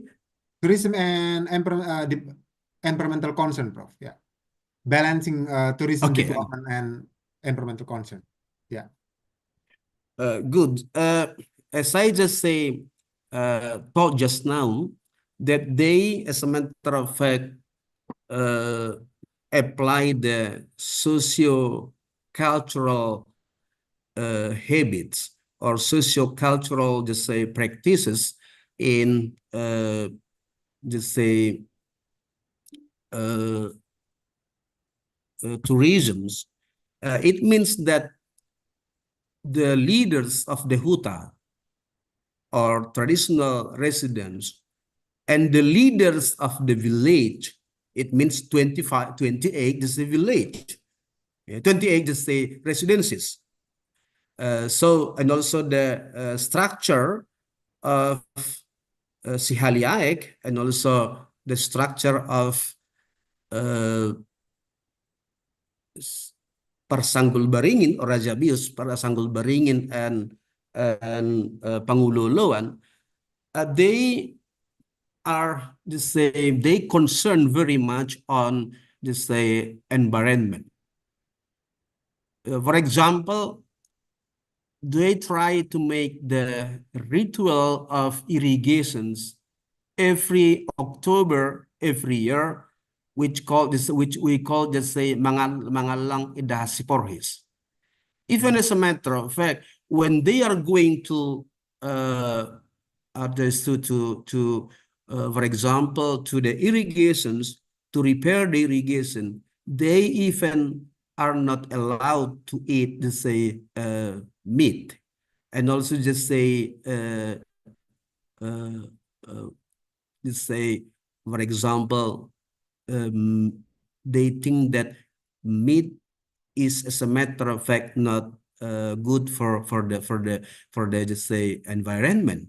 So it means that they go there with guarding the environment, and there are just say 7,500 the say meters from the say waterfall until the end of the irrigations. They do it up to now. As a matter of fact, they try not to use the say cement, they not to use the say concrete. They just say do it by themselves with the say the resources which are available there, except maybe it cannot be done without just say a technology. something like that, without just a shaman. So it means that they are responsible for environment. And then also now, for example, 2 or maybe 3 of the 28 traditional residents, hutas, have been used to be just homestays and also the destinations points in Tipang. So if we go there, for example, if there are also the KKN from USU, they just stay there. So they preserve the traditional houses and also traditional residence. So this is, I think, how environment will be and are paid attention by them by using the socio-cultural practices. Thank you. Okay, thank you, Prof. There is one more question from Tan Trang, British University, Vietnam. Wow, Xin chào, Vietnam, and another Vietnam participant in this room. Xin chào. And question from Tan Trang, British University, Vietnam is, how do local Indonesia leaders balance the goal of sustainable development with the need to respect and integrate local culture, practice, and belief? Yes, in Tipang, there is a ritual, traditional belief of preserving irrigations. So all the leaders, I say the leaders or the figures put forward or representing leaders, they just meet every October, maybe in the beginning of October, maybe in the middle of October, or maybe at the end of October, they meet and they just eat what we call idahasiporhis. I cannot understand, translate in English, but like the very good, rice. Of course, it is like tumpeng, and then they eat it. Everyone eat it, and even the guests, they eat it. It means every time they eat it, it means that they must be responsible for the irrigations. So this is a belief, I think. Even though now they are Christian already, but the ritual is still conducted. Okay, and then I think it can be the attraction for the tourist destinations, because there will be the time every October, and then we just show them, for example, the idahasiporhis like tumpeng in Jawa, and then the way they just cook it and the way they eat it. Okay. Yeah, thank you, Prof. Is it correct? It's in with Java, although even maybe some people already have belief like a Muslim or any religions, but they sometimes they still have a ritual beside their main belief. Yeah. Okay, Yes, right. yes. Because we also have limit time, guys. Prof, but I have one extra question before I conclude what you shared Yes, today. please. Because Raja Huta, we have several right in Batak area, and also because we mentioned about how the rules also in tourist destinations, and they have so many Raja Huta also. There is any conflict one is other Raja Huta in area based on in Batak area, based on in Tapanuli area. I mean, like based on your research, Prof. Based on these cases, rule of tourist Raja Huta, as a matter of fact, has his own, his own locations. That's the Huta. So that's why there is no conflict between Raja Huta in one Huta and the other. But because now there will be something like the building of house outside of the Huta, I'm sure next time there will be a conflict, because there is no finite entrance anymore and then the exit anymore, because they build your own house near the street. So that's why I think this is the positive impact of huta, and also this is maybe the negative, to say, impact of building new house not in the huta, because we do not know anymore who is the head of the huta or Raja Huta, something like that. Yeah. But up to now, they say no problem anymore, because even though, as a matter of fact, someone built a house outside the huta, it is affiliated to the huta. It is affiliated to the huta. The rule or the governance is in the huta. Okay. Okay, right. Thank you, Prof. Robert Sibarani, for your insight presentation today. Thank you to give us also more knowledge, especially for me also, even I'm from North Sumatra. Thank you for your presentations about traditional leadership at Raja Huta Traditional Residence and also Bius Tipang or Tipang Village. On their rules on the tourist destination in Toba, Caldera, Geosite, Batrianja district. As what I write here says at least F5 or I have five like you can take home note what Robert mentioned before is like about traditional leadership with traditional residents and abuse Tipang, and also regarding traditional leadership in Tipang Village, this leadership is traditional conduct in every huta is what Prof. Robert just mentioned about traditional residents, and the lowest level of the leaders they call Raja Huta, the traditional residents leader. And also another note is they are traditional leaders at Tipang Village as representation traditional leaders of Batak Toba at level of village. And also there have been leaders appointed by rules of the government today, but traditional leaders still go mainly to deal with social and cultural issue. And also the last point is traditional leaders who's like a village level, they can use as tourist agent and village and also another village level. And traditional leaders structures have potential to build pillars and pillars of the Tipang tourist destination. This is some note what I can summarize what Prof. Robert mentioned before, and for you guys who's asking the materials, Gilbert as the chair of this summer course will share you collectively until all presenter they present their materials today. Okay, see you, and I give back to Mr. Keiko, and thank you, Prof. Robert, for your sharing, and I give to Keiko as master of ceremony. Thank you, Keiko. Thank you for Mr. Moderator. Ladies and gentlemen, we now come to one of our most memorable occasions, the certificate presentation ceremony. It is my pleasure to invite Mr. Philip Doller to officially present the certificates to our speakers of this virtual summer course.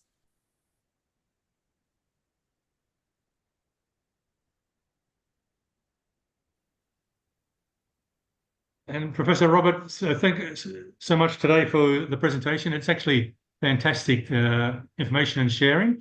The lucky participants who will go to Lake Toba this weekend now have some insight about how the village structure is set up, how the Batak people work, how the local leaders are having some challenges to face in their community. It's going to be a very interesting weekend, and I think your presentation actually set the scene for all participants. So thanks for your knowledge, thanks for the sharing, thanks for that research. It was a fantastic presentation. Thank you, Prof. Yeah. Congratulations to the international summer course. Thank you. Thank you. Thank you, Prof. Robert. Thank you, Horas. Dr. Asim Horas. Yeah. I'm leaving because I'm going to the airport. Okay, Prof. Thank you. Okay. Good luck catching your plane. Distinguished participants, we have now reached the schedule for break time for 10 minutes. Please take this opportunity to refresh yourself and reflect on the insightful perspective shared during our previous discussions.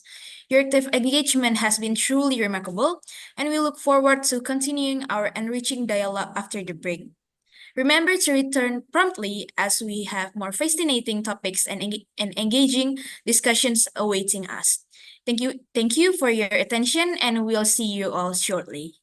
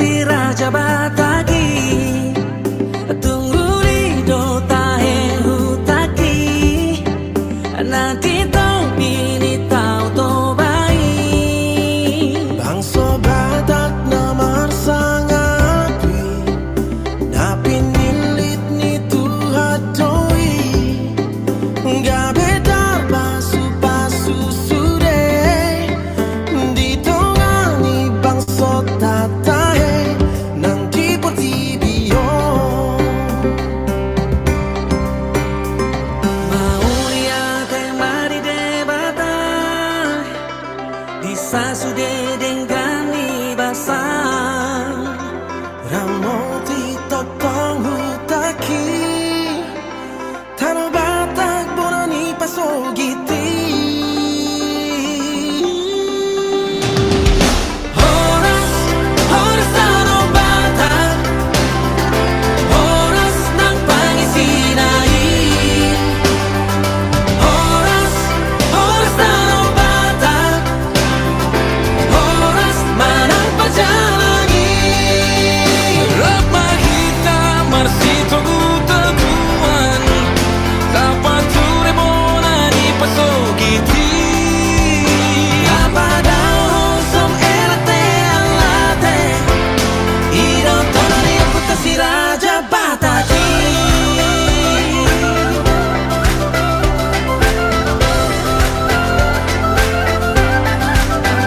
Adat Bataki no titadisi Dalihan na tolu hidup podai Iko sopado marhula-hulai Jalamana tita marjonga tubui Elek marborui Elek marborui Elek marborui Mahiate madi debata Disasuri dengan ibasau Ramoti totong hutaki Otano batak bonani pasogiti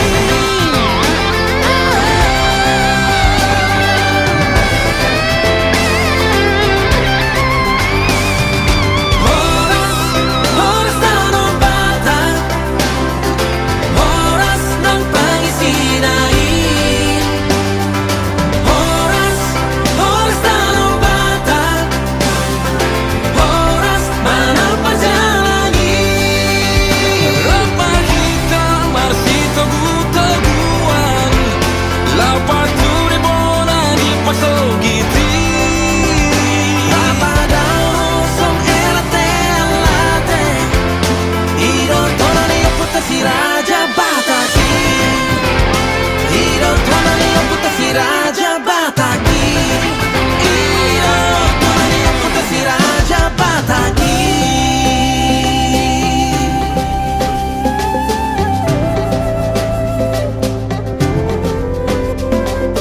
Horas, horas Horas, horas Horas, horas, horas Horas, horas, horas Horas, horas, horas Tano bata Horas, horas, horas Tano bata Horas, horas, horas Tano bata Horas, horas, horas Tano bata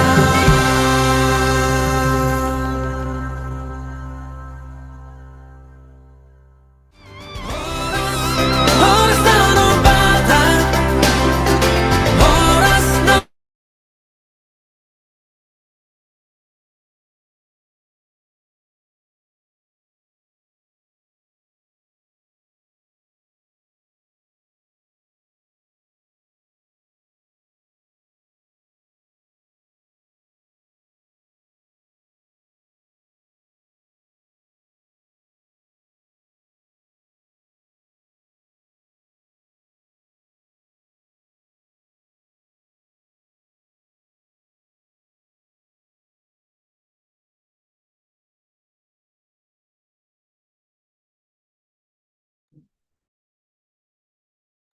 Welcome back, esteemed participants. Your unwavering engagement and insightful contribution have truly elevated the level of discourse in our virtual summer course. As we prepare to embark on our next session, I am honored to once again invite our respect moderator, Mr. Robertmi Jumpakitapinem, to guide us through the upcoming discussions. Mr. Robertmi, the floor is yours. Okay, thank you, Keiko. Yeah, good afternoon, Ibu Dr. Sri Alam Buru Sembiring, MSI.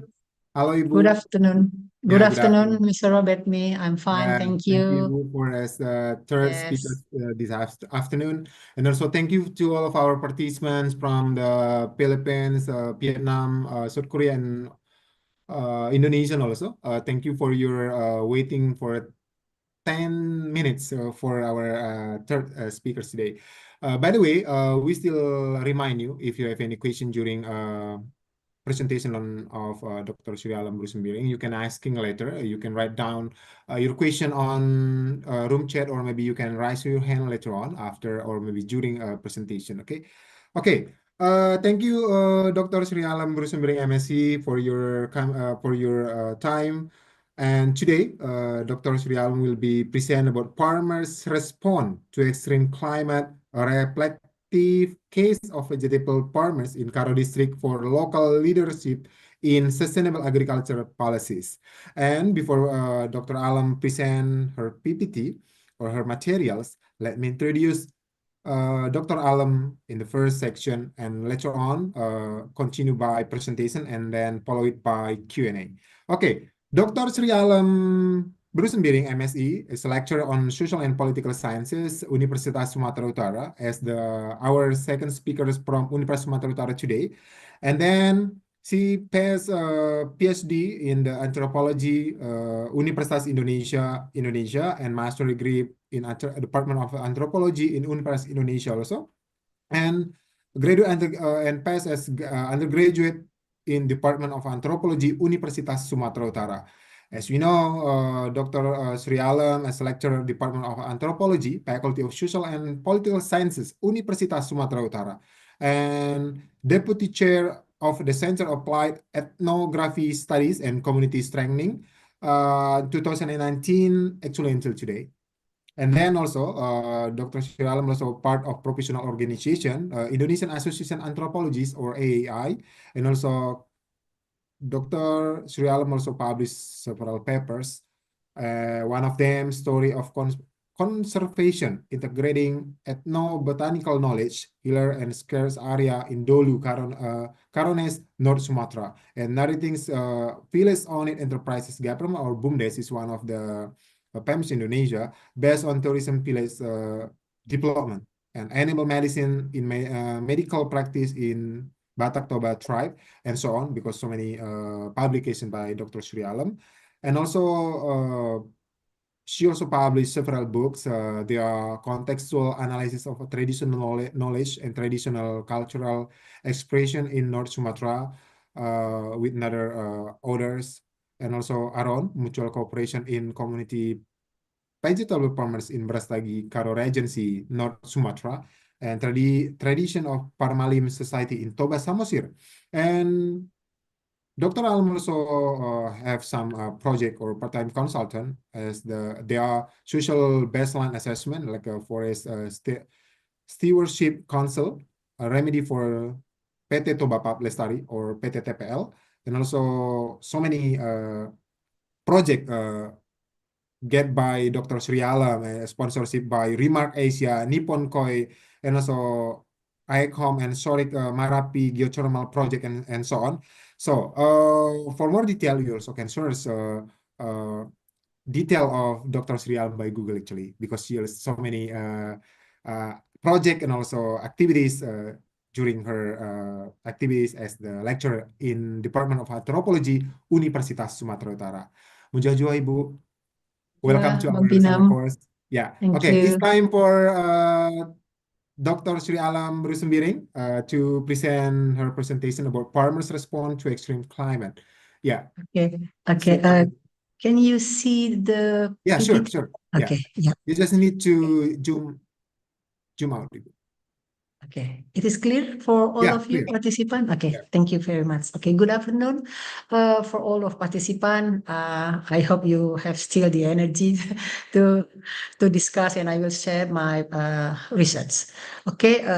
Today I want to talk about the farmer, maybe a different kind from other speaker. I want to tell you about what I find in my research. This is the research conduct in 1999 to 1992 for my dissertation. I choose vegetable farmer in North Sumatra. I hope this presentation could be a good, local leader use this for the policymaker. Okay, I will start because I only have 1 hour. Okay, please remind me, Mr. Robert, if I take too time, yeah? Yeah, Okay, sure. okay. Why I choose a studying farmer in North Sumatra? Because it is very urgent or important in Sumatra Utara. According to Central Statistic Agency, they have 4 reasons or 4 statements why agriculture is important in development of North Sumatra. Number 1, agriculture as the economic driving force of North Sumatra. Agriculture becomes the major employer in North Sumatra.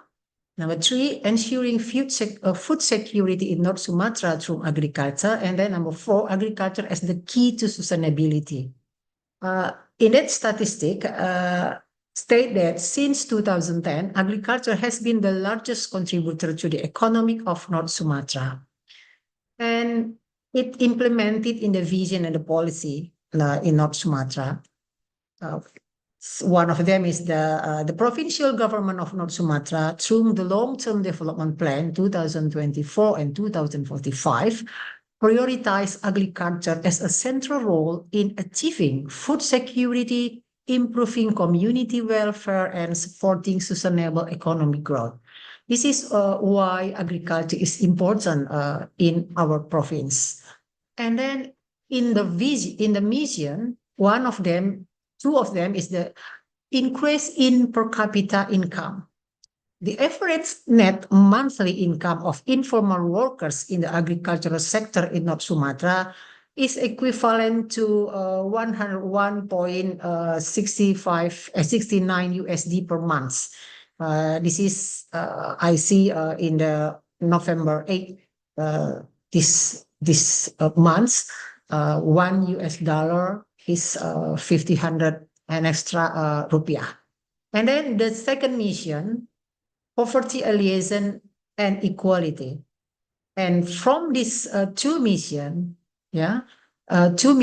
from the vision, we see that it is eradicating poverty and equality is also in the line with the Sustainable Development Goal, or SDGs point 1, no poverty, and SDGs point 2, no hunger. That's why agriculture, I think, is crucial for us in this province. Okay, and then I want to try to remind us what kind of event of extreme climate around us, maybe around the world. I use from NASA data. This is 1, 2, 3, 4, 5, 6 events that we can see climate extreme is there. Yeah, global warming. The IPCC say the current climate change in the most rapid in the last 400,000 years. Ocean warming, sea level rise, change in rainfall pattern, extreme weather events, and etc. Yeah, I use this data from this. This is my reference to improve that climate extreme is still there. And then why vegetable is important in this situation? From some scientists, from some reference, vegetable state is one of the vulnerable crops in extreme climate. Why?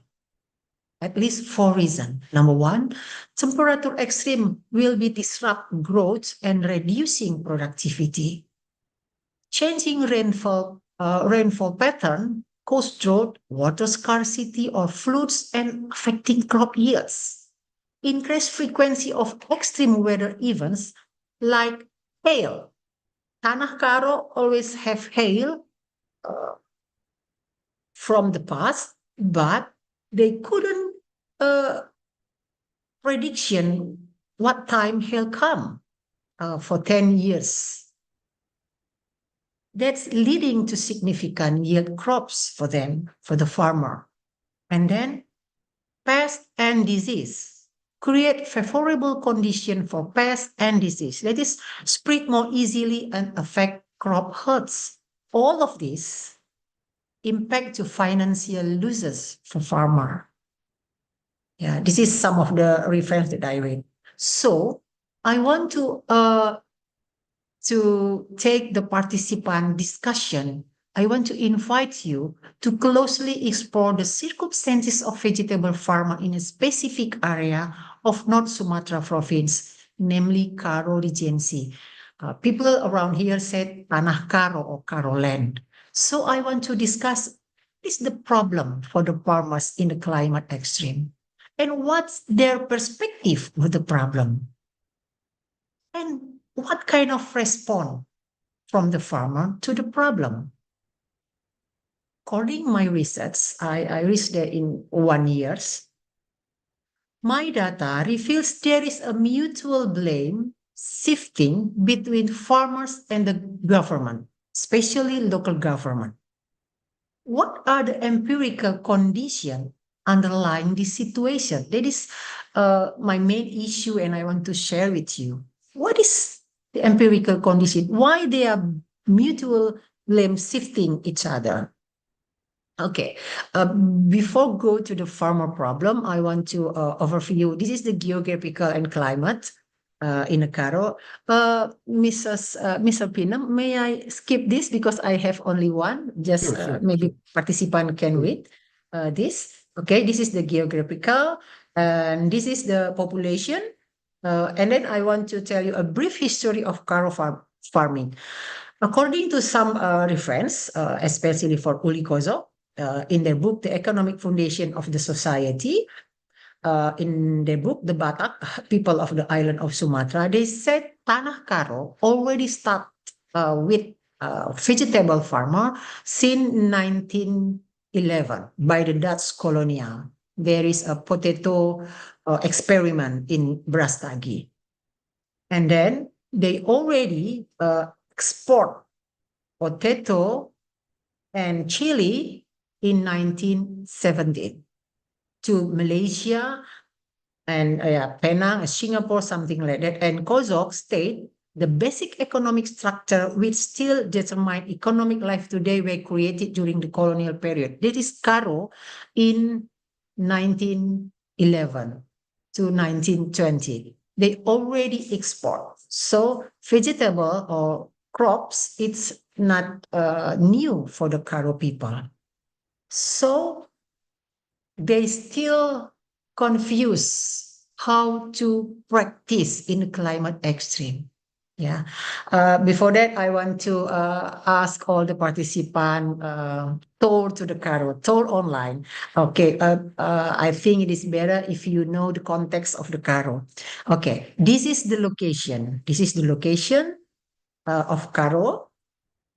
This is Indonesia. This is North Sumatra.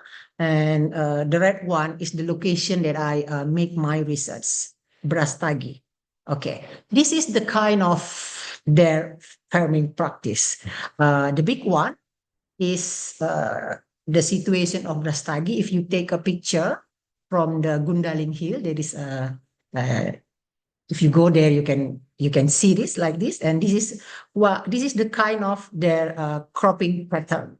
Yeah, and this is the others. And this is the pesticide use. Most of them, when mix the pesticide, yeah, just the natural 10, yeah, without mass, something like that.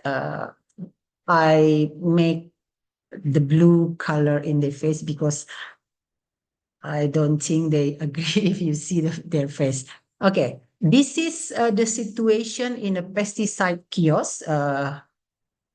The situation of farmer discussing at one of the pesticide kiosks in the village. It is in the village location about their pest, the disease, and asking about the type of medicine. They said medicine or obat in their local language. Obat it's mean medicine, but no medicine. Yeah, that is pesticide. Yeah, and then the other one is the situation in the warehouse. Yeah, Quebec warehouse. You can see this Quebec, they only good packaging.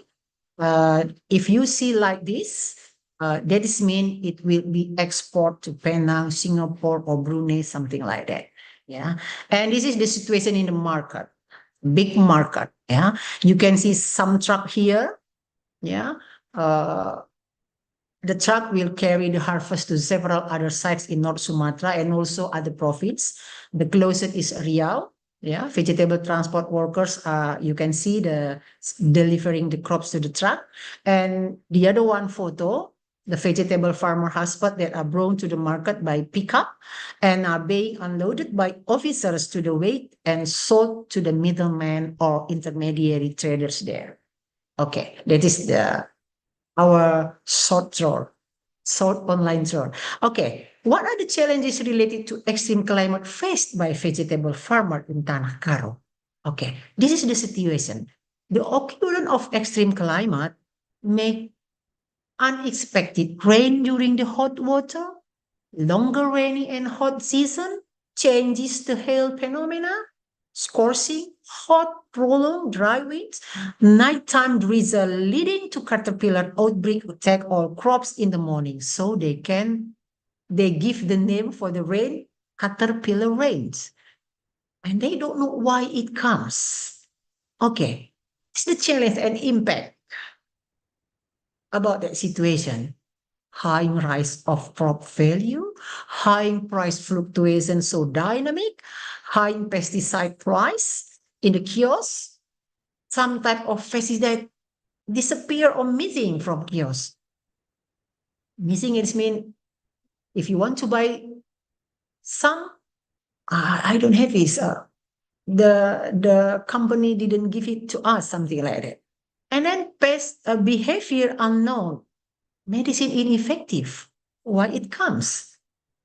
The farmer do not know. And then the last the proliferation of farmer metaphor on pest durability. This is the interesting one, I think. What kind of some farmers says that pests are already wearing bulletproof, something like that, because ineffective. They spread, the pests not die, something like that. And the last one, propagating discussion on pesticide, pests, and disease without traceable origin. Since my research, I have two discourse about the pesticide. Number one, the Brastagi air is already full of disease. The air is full of pests. The crops will not be harvested if they are not sprayed, something like that. And all of the farmers believe that. And then they have the new situation after the climate extreme. What? The volcanic ash eruption of Mount Sinabung start in August 2010. Yeah, 3 or 4 years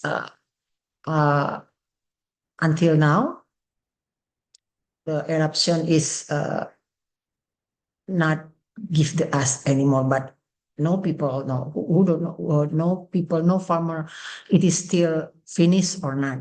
Yeah.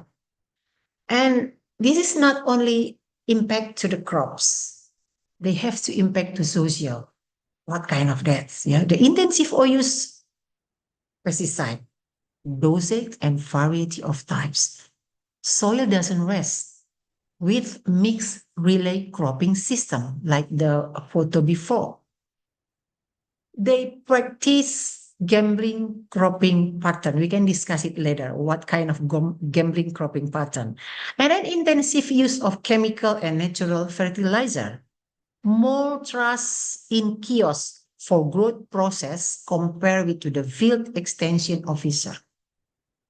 Find new source of knowledge. Some of farmer there, I can see they are a hunter of knowledge, special for pesticide. And then we will find the creation of social relation for production and distribution crops, vegetable crop. And the new phenomenon is some farmer or all of the farmer in the Brastagi.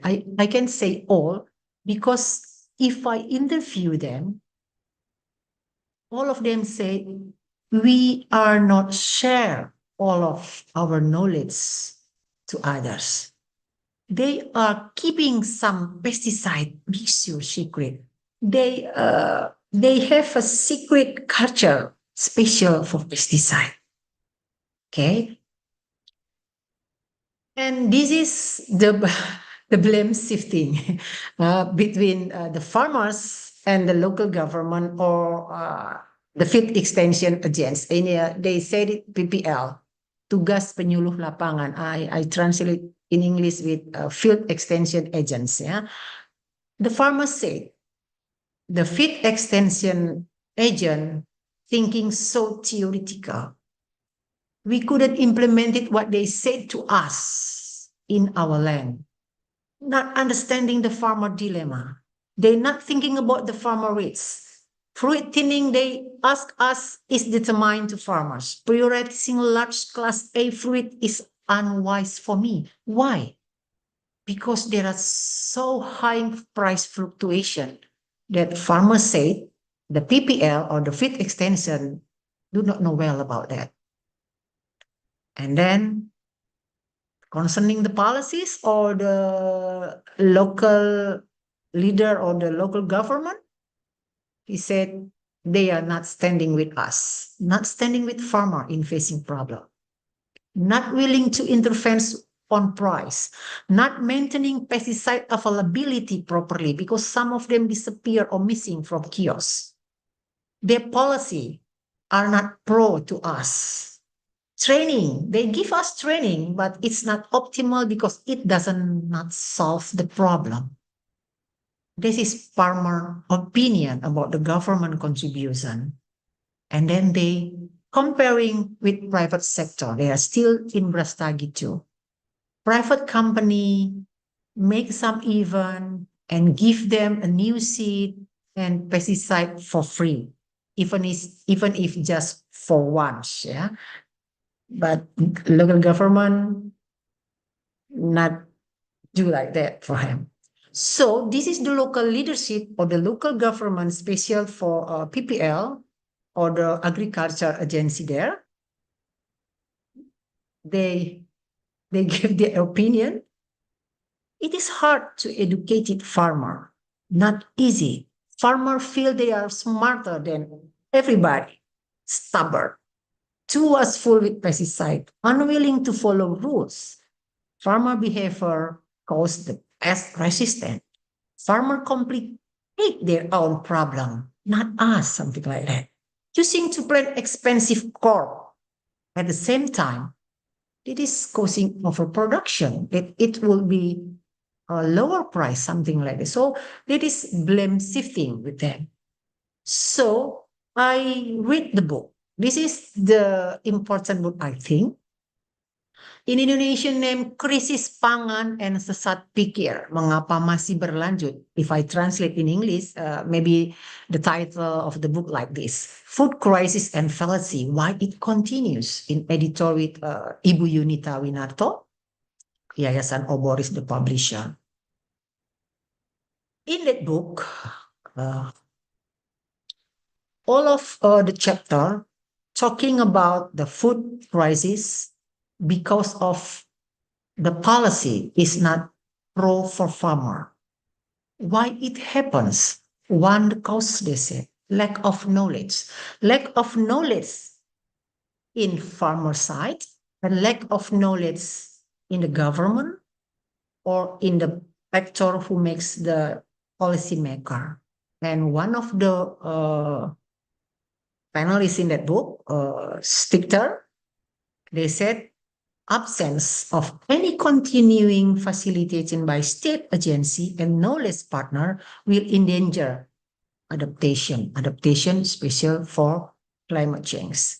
And this is, I think, the book that I can see, oh yeah, this is happened in Tanah Karo. Yeah, something like that. So this is the key point that I want to state. They need awareness for all parties, even if for farmer, even if for the local government or local leadership, something like that. All of them, if want to make a policy, I mean, for the local government or local leaders like PPL, that always see and interact with farmer. All of them need to see how the parties feel about the situation. I think the local leader need to know the emic view of farmer about the situation. They need to know farmer perspective on extreme climate, how they see the risks, how they calculate the risk and opportunity, because it is very important to understand local context ecologically and socioculturally, finding factors related to farmer perception and their action, and creating policy that mainstream sustainable agriculture. Empirical research need based local leadership, that is evidence-based local policy making. And I think this will make the policy pro farmer and understand. So I think the next study or the local leadership should be helped with knowledge and the better prepare for how to cope with disaster for the farmers. I think this is the important key that I want to maybe some recommendation or something like that to the local farmer. I think that's all we can discuss. Thank you. I'll give you to Mr. Pinam. Okay, right. Thank you, Ibu Sri Alam, for your great presentations about the farmers. Another local leadership we can learn from another cases before we just move from Australia case about the university foreign case, and then we moving to Bataknis case, and then now we moving to Karo Regency case. So okay, great. Any participants who want to asking questions to Dr. Sri Alam? Any questions? You can raise your hand, or maybe you can typing on chat box. Okay, before another participant asking, Ibu Dr. Sri Alam, I have a question actually. My question is based on your opinions or maybe your experiences. Actually, what is main weakness or challenges maybe to doing export in Tanah Karo, beside maybe I mean to do export recently, because you mentioned before, is like quite knowledgeable to us, because you mentioned on your beginning PPT. Actually, this already started at 1911, start export by Dutch colonial, right? So I mean, like if we compare today, I think it's like maybe it's not quite significantly to do export recently. I mean, like what actually challenges or maybe weakness to export for Karo farmers recently? What is that? According to some books and farmer, the export vegetable or crops from Karo is start for a long time ago. So it's mean they practice farming not for the everything is for market. Okay, they have the what they know practice start from 1911 by Dutch, and then according to them, since my thesis is still about the farming practice in Brastagi. From 1999, they feel the air, the rainy fall is changed, and they don't have the full knowledge how to cope with the new situation. They don't find the PPL give them the best knowledge how to cope with this. They don't have a special actor or special agency tell them how to cope with this. So this make all of them looking for the knowledge from kiosks, from other people, from YouTube. And then I think this is the start. Pesticide they use overdose, something like that, because there is one reason. I have to make my land productivity is good, because all of my economic need just from here, from everything. If my crops is not have a good productivity, I don't have money. So I will do anything for this. And the one answer for them is a pesticide, because there is a discourse, you will not be harvest if you don't use pesticide. We don't know who is make the statement. Maybe the kiosk agency or the formulator of pesticide, we don't know. Yeah, I'm not tracing this because my research, I can say it is the issue is for the issue is about the human ecology. Maybe in the next step, I have to shifting to the ecological or to the politic ecological, something like that, because it is need. I think I have to learn about what is the policy for the pesticide in Indonesia. What is the policy for pesticide in Tanah Karo? Why they can buy pesticide freely without any rule. And some mother or grandmother, I think, I asked them, what is the pesticide you use for your cabbage? I use this, she mentioned one product. And how is the dosage? I don't know. I use, how I say it, I only use my feeling. I take with my hand and then mix it, something like that. They don't see the level, how many or how pesticide like insurance for them, because they don't have the good knowledge about this situation. They face high risk of crop. What should I do? Just pesticide. If it is not work, use the other pesticide and increase the doses, something like that. That is the solution for them. They don't know how pest growing, how pest increase, just pesticide. You know, have other, something like that. So it's resistant for crop maybe, and the high price fluctuation. Yeah. The PPL said you have to decrease the pesticide. No guarantee for my productivity, just me. So insurance, the pesticide, that's make is so chaotic for pesticide for them. So that's why I don't want to tell you, Mrs. Pino, what I use in my land, because if your tomato is good, Mrs. Asimayanti, tomato is good, it will be overproduction and the price will be decreased. So I keep my knowledge for me. So that's why all of them hunter of knowledge today, hunting of knowledge. Yes. Okay. Thank you, Dr. Sri Alam. Because I also come from the farmer's family.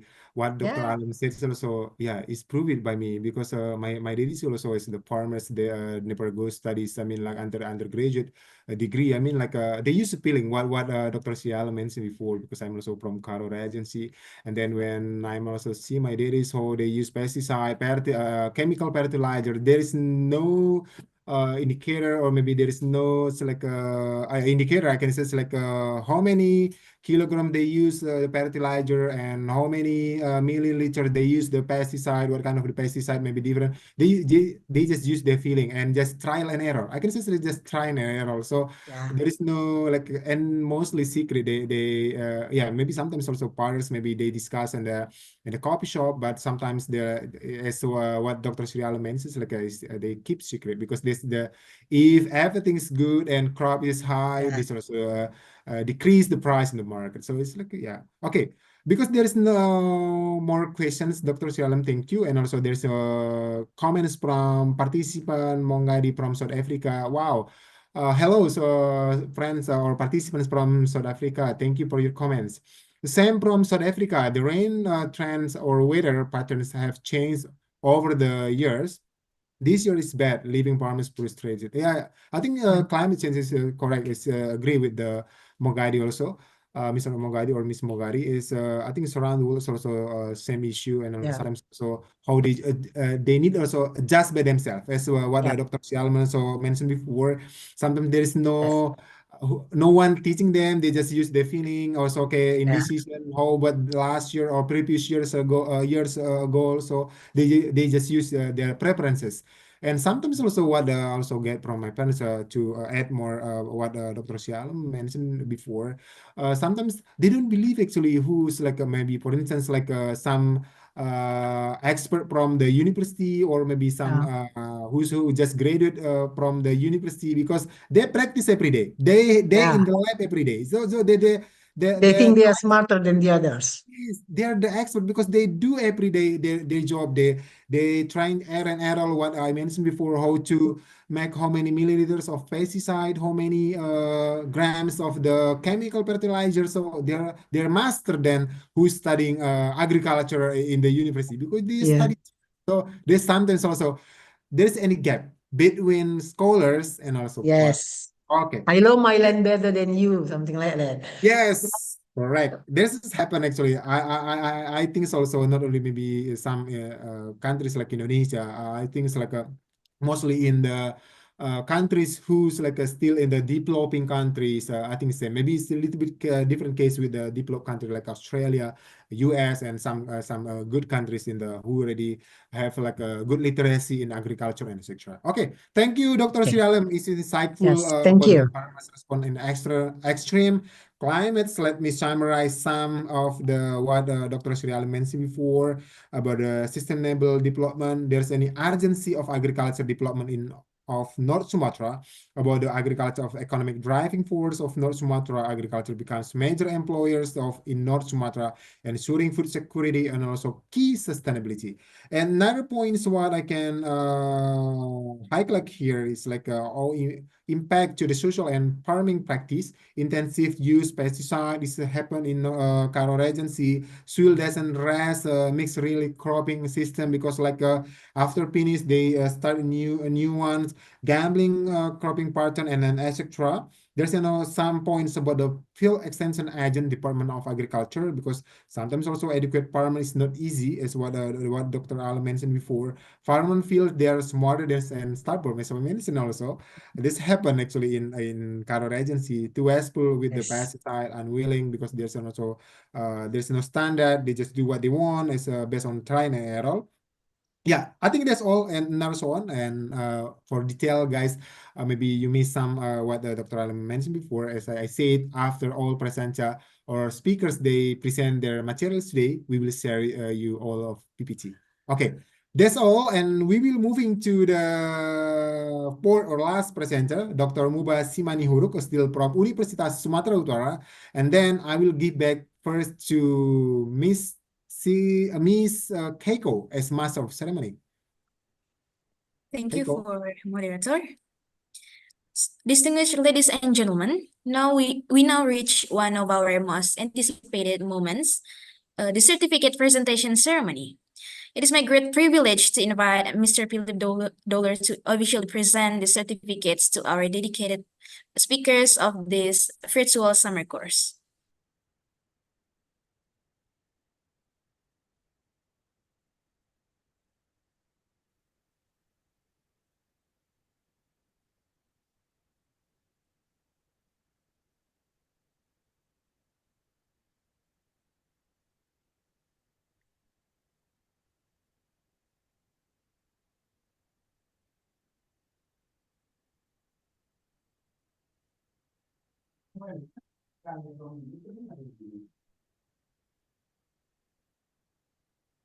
Okay, thank you. Just Sorry, wait, maybe wait. yeah, please, maybe Ma'am Asima can give the certificate.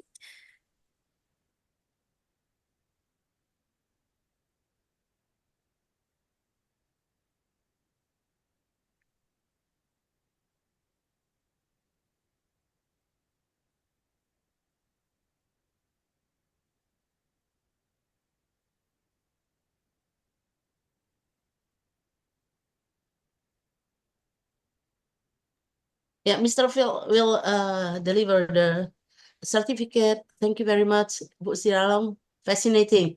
Thank you very That's much. the case study. Nice to this session. Yeah, we wait for Mr. Philip.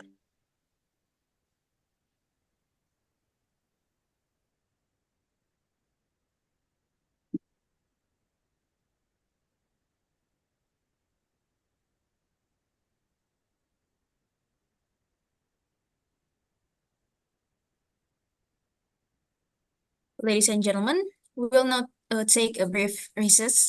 The depth of expertise, and perspective shared thus far has been remarkable. Take this moment to refresh yourselves and perhaps connect with fellow attendants. We'll resume our engaging discussion soon. Thank you.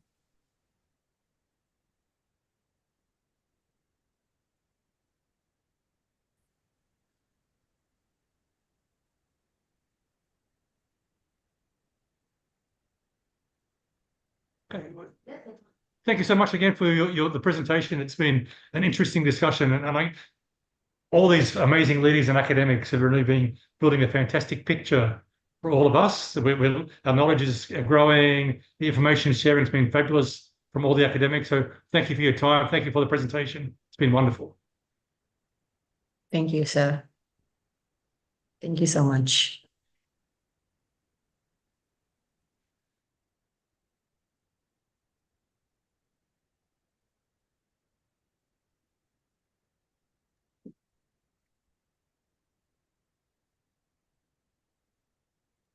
Ladies and gentlemen, so now we'll now take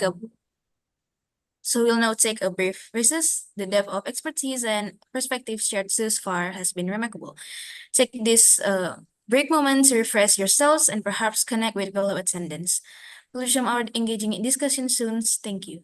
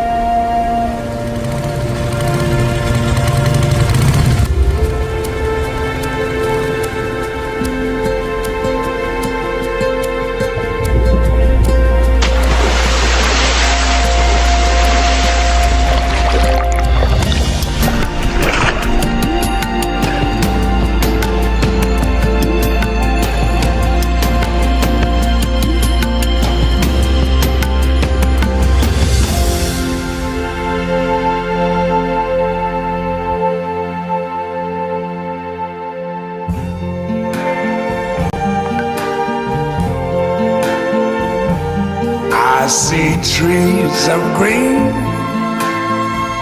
red roses too. I see them bloom for me and you. And I think to myself, what a wonderful world.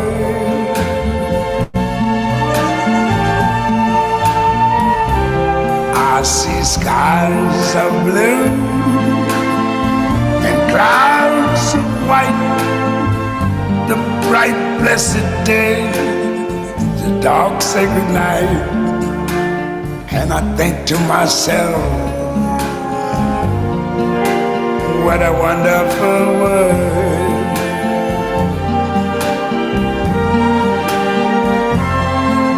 The colors of the rainbow, so pretty in the sky, are also on the faces of people going by.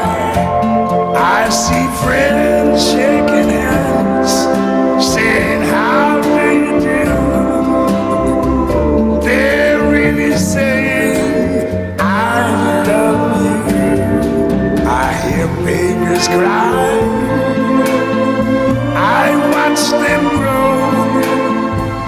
They'll learn much more than I never knew. And I think to myself, what a wonderful world.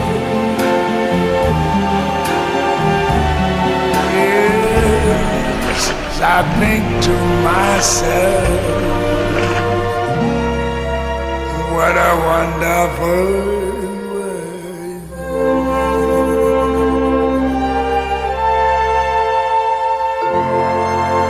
Oh, yeah.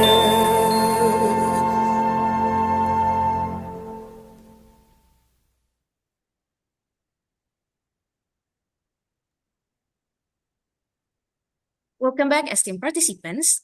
Your return marked the beginning of what promises to be another enlightening sessions. The discussion have laid a strong foundation for what's to come, and I'm delighted to hand over the proceeding to Mr. Robert Mee. Mr. Robert Mee, we entrust the session to your capable guidance. Okay, all right. Thank you, Miss Keiko. Okay, now we're moving to last our presenter or fourth presenter, day three's summer course held by Master of Public Administration, Universitas Sumatera Utara. Okay, thank you to all participants who still join our summer course today from the Philippines, South Africa, South Korea, and Indonesia, Pusua, and other countries like also here's like I saw some participants also from the Vietnam. Okay, again, Xin Chào, Mabuhay, and hello guys. Hoping you are still stay with us as the last our presenter. With the title Local Hybrid Leader, Mixing Traditional and Modern Value in Village Development Context by Dr. Muba Simanihuruk. Hello, good afternoon, Bapak. Good afternoon, Pak Robert Mee. Yeah, Thank you okay. for the opportunity. Yeah, okay. Thank you, Dr. Muba. Actually, after for a long time, even Dr. Muba never teach me in Universitas Sumatera Utara, but when I was undergraduate in administrasi business Universitas Sumatera Utara, I will saw him so many times, just cross the office and etc.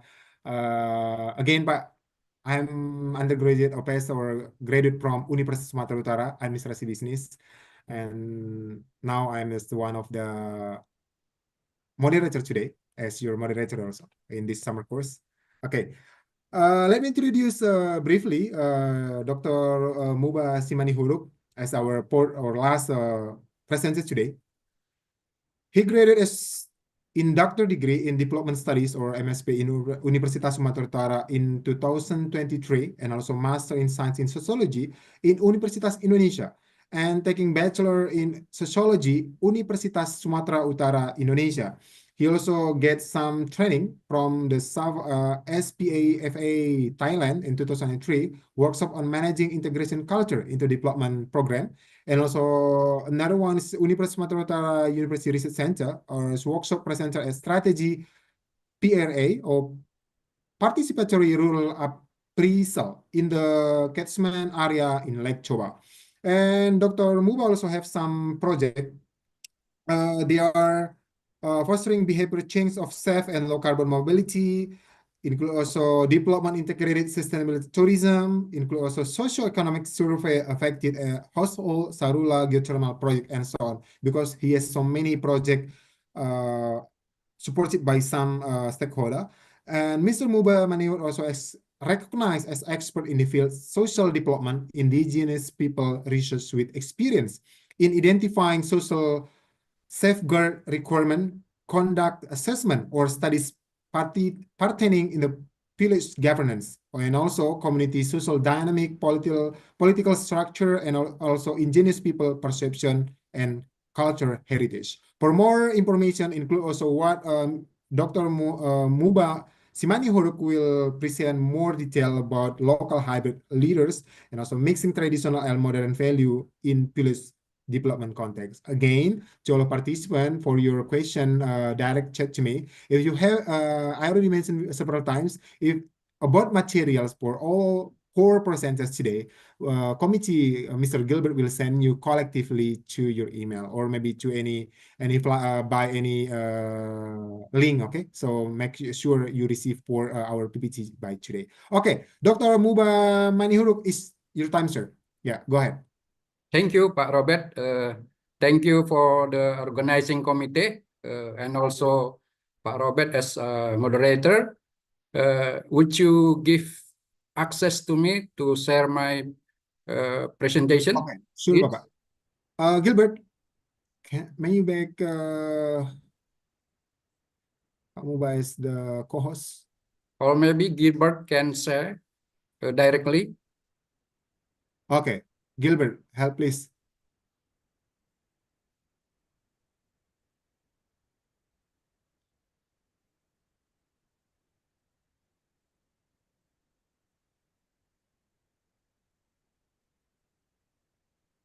Please, Gilbert. Hello, Gilbert.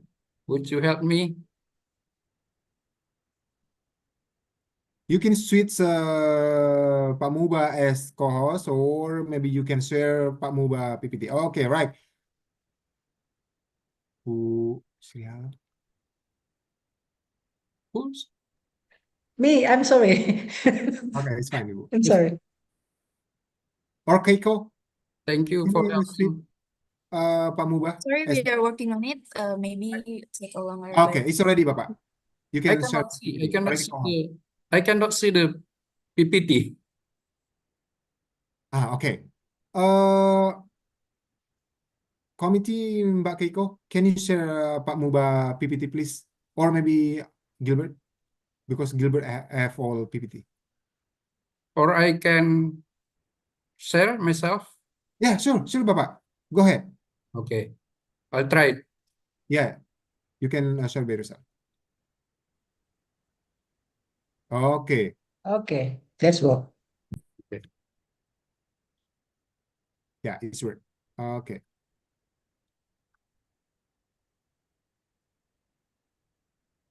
Okay, go ahead, Bapak. Good. Thank you, Pak Robert, and all the participants. I will present the title Local Hybrid Leader, Mixing Traditional and Modern Value. Now, this picture reflect if in the right on my position, this is the current picture when I conducted my research in North Tapanuli Regency, and in the left is the previous or the old picture of the village in Batak history. Now, for some extent, that my paper relate to Pak Robert Sibarani mentioned before, even though I will focus in the hybrid dimension. So, as explained by Pak Robert before, that the structure of huta or village in Batak tribe, yeah, because there is 6 Batak tribe, as we know. This only focus to the Batak Toba tribe. That the structure of huta or village dynasty of kingdom or Harajon dynasty in Batak language, there is, as Pak Sibarani says, there is a 3 level. There is a bius, there is a khorja, and then the last is huta. Huta is the last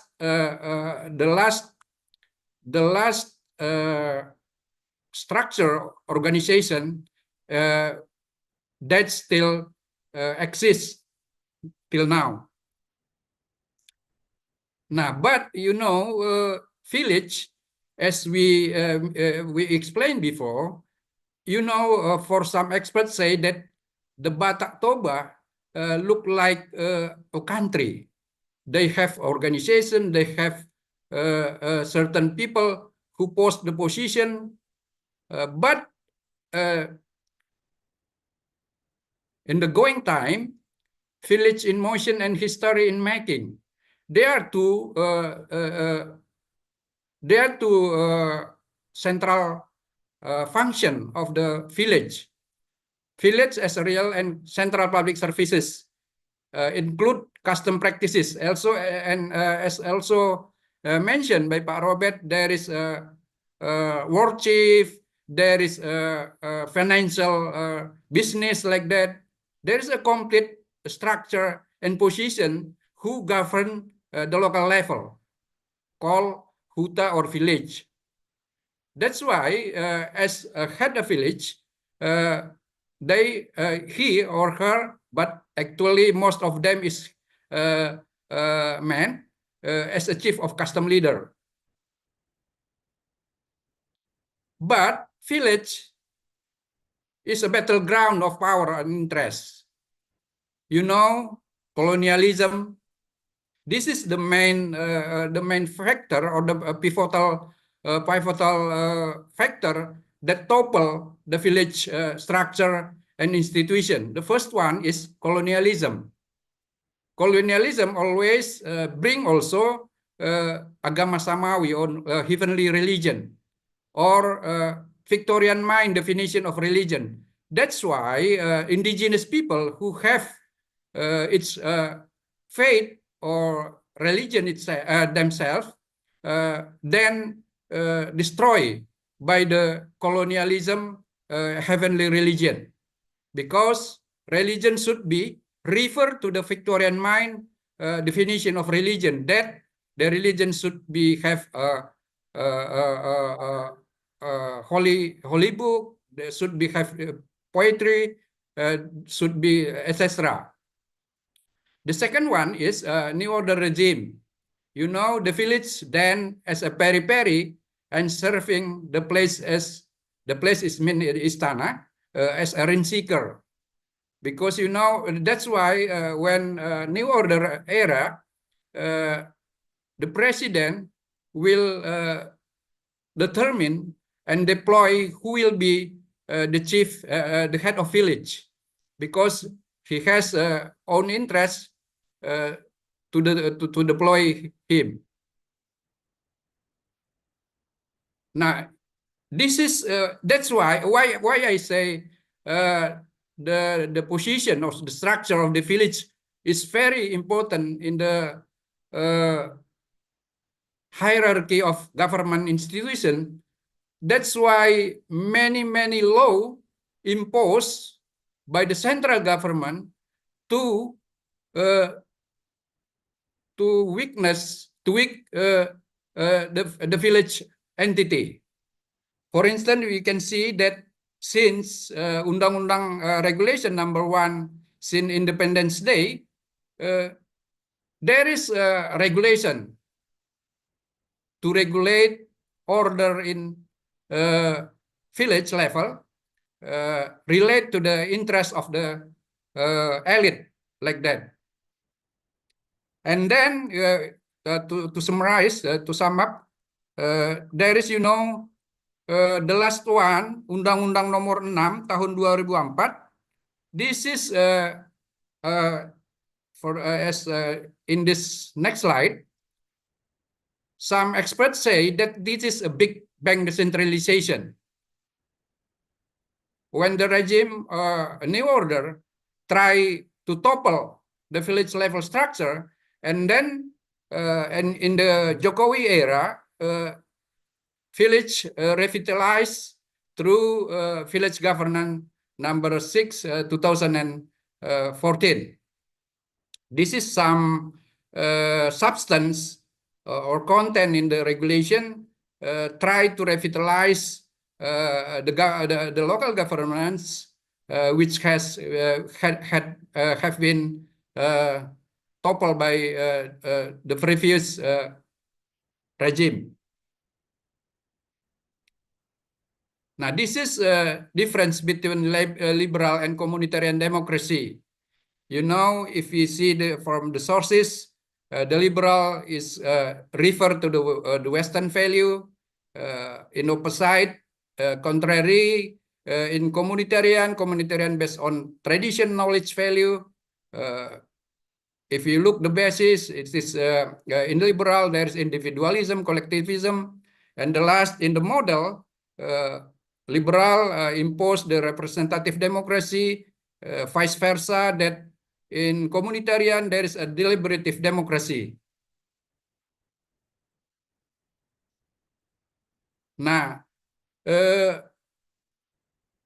as mentioned before by Pak Robert, there is a class of modernization versus traditional knowledge. You know, in the discourse, development discourse, there is a development that clash among the two sides. In the modernization perspective, they believe that local is bad, foreign is good. That's why the developing country should be follow the step designed by developed country. But modernization also, for some experts say that the modernization is the new phase of imperialism. That's why, because many countries, particularly in Africa, in Asia, fail to follow the step by the developed country, as mentioned by, as I quote by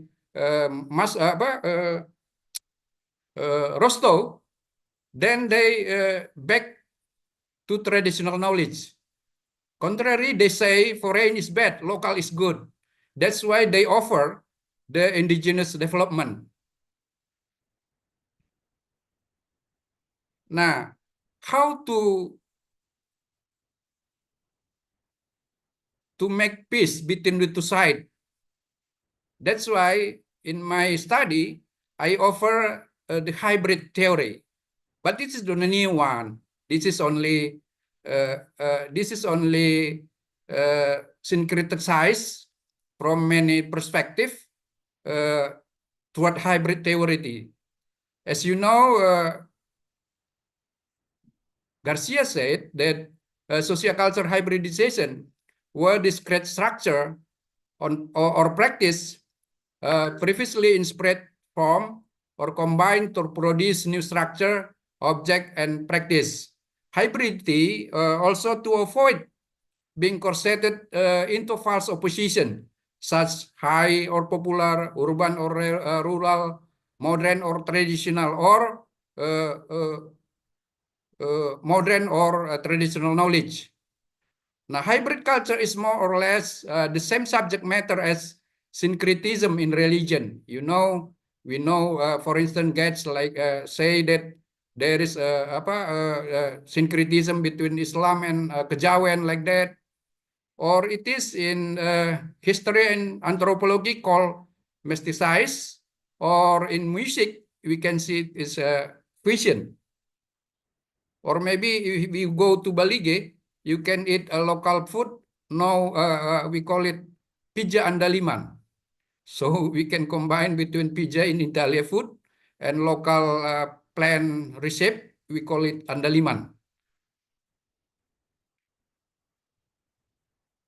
Now this is the case study where I found when conducted the research. Now, toward local hybrid leader, in some village, there is 155 villages in Tapanuli Utara Regency. There is still operating or exists local custom in selecting head of village known as sisoli-soli or ganti soring, which means is wheel of fortune. Roda berputar. That's why they call it wheel of fortune. That's each pioneer of clan have same opportunity to post the head of the village. It means also take and give. Like, you know, if wedding ceremony or custom ceremony in Batak Toba celebration, we call it jambar. I don't know how to say in English jambar. But, you know, if egalitarian value, egalitarian practices in Batak Toba is conducting when the participant who involved in the custom celebration give the jambar. In this sisoli-soli or ganti soring custom regulation, the pioneer of clan should be the head of the village in village through rotation and circulation. Why? Because the pioneer of clan or marga usually as village founder and regulate land ownership. Or Pak Robert kita mungkin know in Karo it's called pemantik kuta. Kalau in Batak Toba it called pamungka huta. Nah, si soli-soli or Wheel of Fortune, according to the chief of the adat custom, it will distribute equal justice to each clan of founder of the village. Moral obligation of selected certain clan to keep dignity of his clan. If he did the wrongdoing, it will humiliate his clan. That's why he should keep his promise, and then they compete fairly with the other clan. That's why in the end, ultimately, consequence of this practice is support good local governance. But it is face challenging in implementing this si soli-soli custom adat regulation. Why? There is influx of migrant, trader, and public servant. Particularly, it is in the location of suburban of capital city of Tarutung, because you know the pioneer of clan or marga, their population decrease. On the other side, the migrant increase. So if there is a direct democracy, one man, one vote, the pioneer of marga or clan might be lose. So it is a threat for them. The second is claim of migrant on behalf of democracy, right to vote and to be voted. And then internal conflict among the pioneer of the clan. Now, founder of the Huta of the village also have internal conflict to determine who will represent the internal pioneer clan or marga. For instance, marga Huta Barat. So who will be represent marga Huta Barat or clan of Huta Barat? Usually they conduct a musawarah, gathering custom, and to determine chief by the local chief by the other leader, like that. Now this is only information about regarding the traditional knowledge.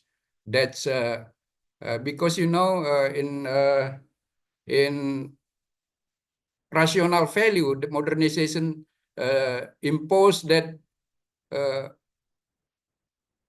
human life or everyday life of business life should be separate with religion. That's why democracy should be separate with the religious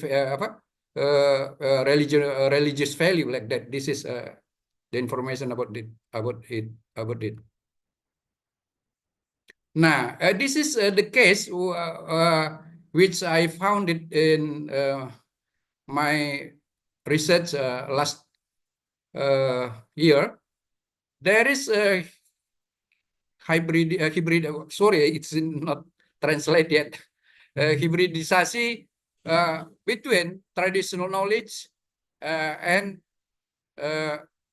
direct democracy as a modern value. We can see in this picture. Now, you know, in liberal democracy, there is a value, core main value is one man, one vote. And traditional knowledge say that the way to choose head of village should be si soli-soli and ganti soreng. But then they combine modern value and direct democracy and traditional knowledge in si soli-soli and ganti soreng practices, then combine through adat public gathering, and then they can design their own regulation who will represent from certain pioneer of the clan, and then conducted a direct village head election. But even though the direct head village election conduct, but the result of the Pilkades or village head election have known by all the community, because they have agreed to impose someone represent from the pioneer of Marga or clan. I think this is my my presentation, Pak Robert Me. If there is a question, please do not hesitate to raise hand or to write down in the chat room. Okay, Thank right. you, Pak. Yeah. Thank you, Bapak. Thank you, Dr. Muba Simanihuruk, for your presentation. It's great. Give us more insightful about the local hybrid leader mixing traditional and modern value in village development context. If you have any question, guys, you can raise your hand, or maybe you can asking by room chat. So Dr. Muba can answer your question. Okay, before participants send or maybe asking question, I have question, Pak. Okay, Please. how modernization affect rule of local leader or maybe Raja Huta rules recently? Because in the past, maybe wow, everybody look up like a president, maybe like a high position in the past. But how's in this era? I mean, like especially in digital era, how's the rule or maybe how's the value of the local leader recently? Or I can say here is Raja Huta. Based on my experience during conducted the research, as I mentioned before, that there are 253 villages. Only, if I did not forget, only 3 villages who conduct this local custom to select their heads of village or kepala desa. Even in one village, there is a conflict internal among the pioneer of clan, because why you determine this Huta Barat should be represent our community like that.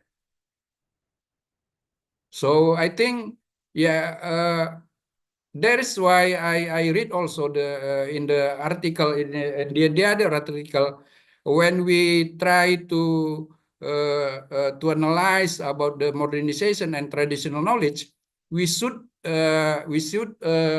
divide between culture heritage and living heritage, or living culture, or heritage culture.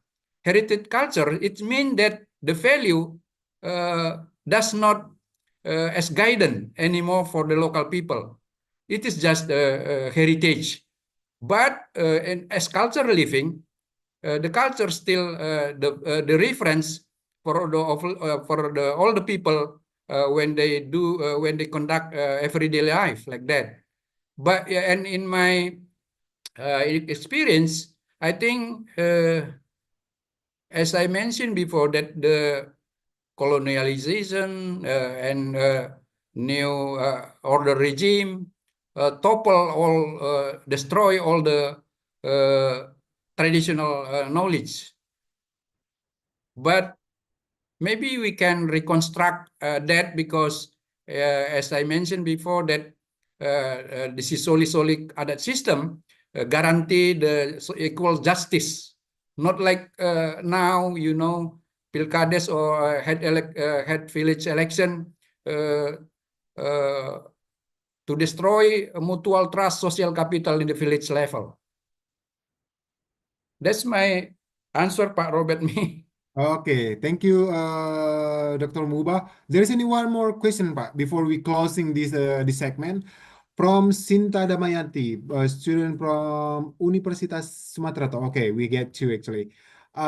First, from Sinta on the room chat, what role does government policy play in protecting Lake Toba, and how can leader push for these policies?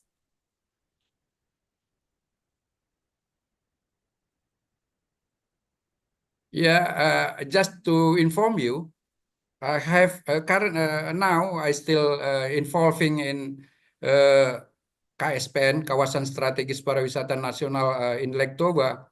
It is for the last year, for 5 years. Yeah, I think how to say. Lake Toba catchment area cover 6 regency. Papak Barat, Karo, Simalungun, Toba, Samosir. But unfortunately, it is also tend to conflict with Badan Pengelolaan Otorita Danau Toba, BPODT, which cover in Ajibata.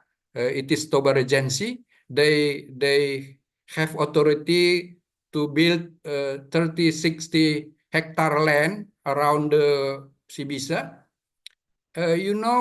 Every elite in Lake Toba area have their own interests.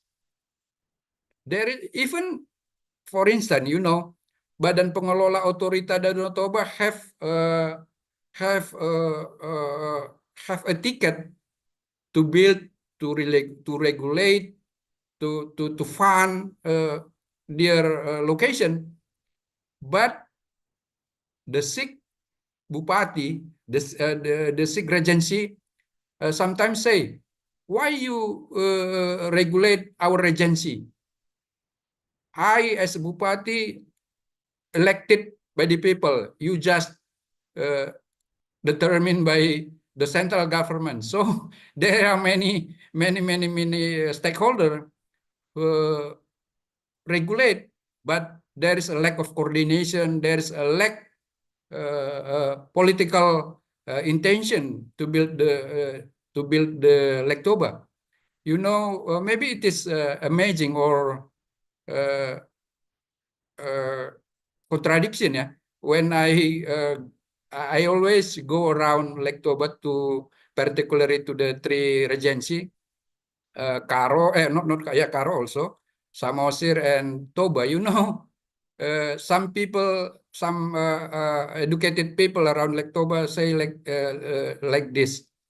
It is better if the government or the other financial agency, foreign or local, do not build the Lake Toba, because if you let Lake Toba naturally without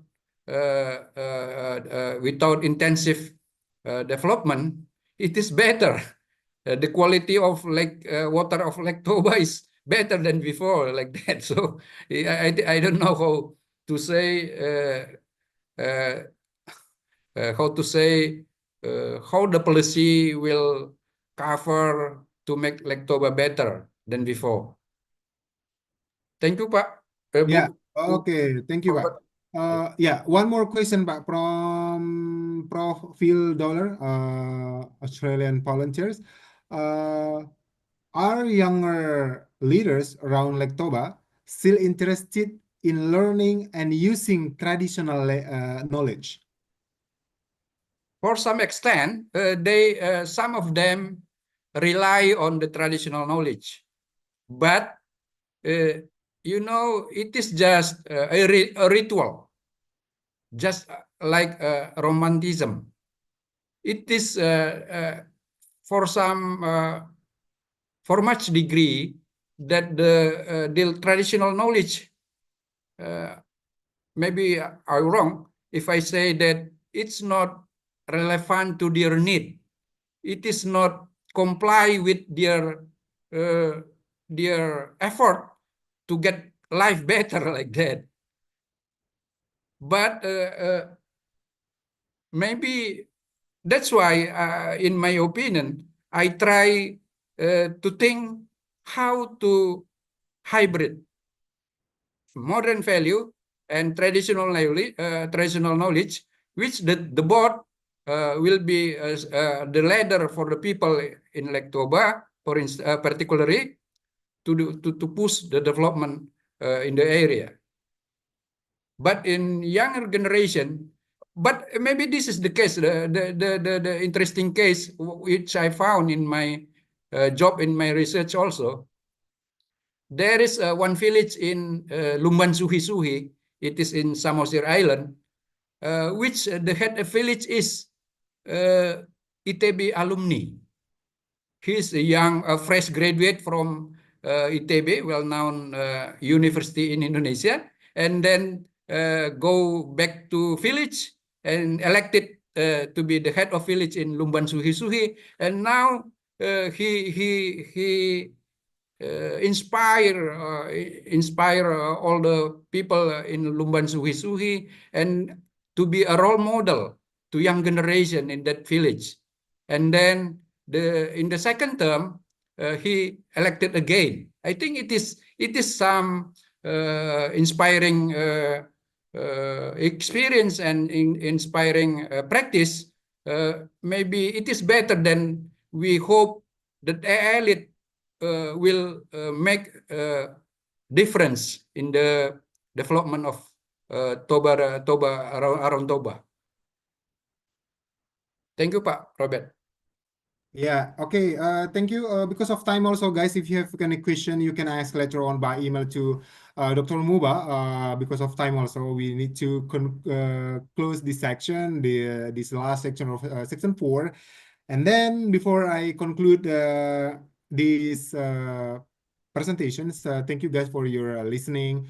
I know so many participants here from the Philippines, Mabuhay Philippines, thank you. Xin chào Vietnam, and I also saw Prof. Lee Kwan Hon is my professor from my university in Korea, Kangwon National University, and also some student, Wan Sok Kim, and also Min Peki, and so some Koreans, and also from South Africa. Thank you so much for you joining us, guys, and also from Indonesia for sure.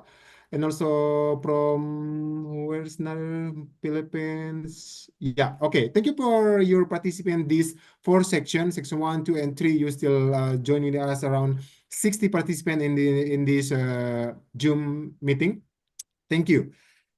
And we really appreciate it. And then let me conclude some point what Dr. Muba mentioned before about local hybrid leaders. They are like, as he mentioned before, PILEX is real on-center public services, like what he mentioned before. There's any leader and also some position, important position for some people. So it's like a national government, you know. So like there's any some position also beside the leader, and also board of head PILEX also, as well as a chief of custom leader. And also he mentioned also before, it's like some of the big bang decentralization PILEX governments.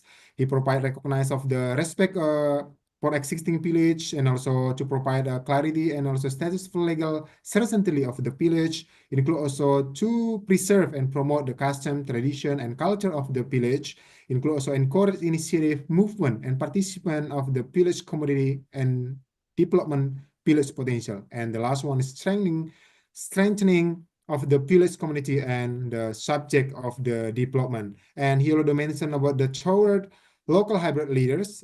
There's 2 good things about the local custom is selecting head of the pillage as known with Si Soli Soli and or Ganti Soring. This means like a well of fortune, and also take and give a sharing of jambar of the wedding celebration. You have to try or watching on the YouTube maybe what is sharing of jambar in the wedding celebration in Batak Toba. I have get 1 chance in that time. And then the second one, the pioneer of clan should be head of the pillage or rotation circulation. That's what Dr. Muba mentioned before. There will be some conflict if not on that rules. Okay, thank you so much, Dr. Muba, for your sharing today about local hybrid leaders, and thank you so much also for all of participants. I give back to Keiko as the master of ceremony this day 3 International Summer Course held by or hosted by Department of Public Administration or Master of Public Administration. Keiko.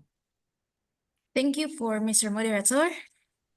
Distinguished guests and participants, we now come to one of our most memorable occasions, the certificate presentation ceremony.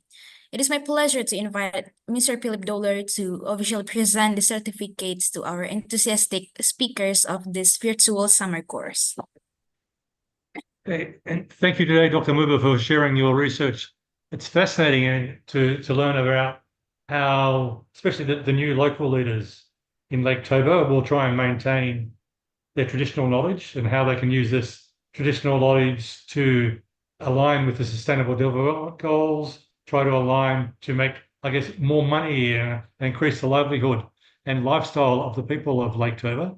It's fascinating research for me, and I hope the students today appreciated this amazing research that you've carried out, and that today you could share this knowledge with the group. So thank you so much. You're welcome, Bill. Dollar.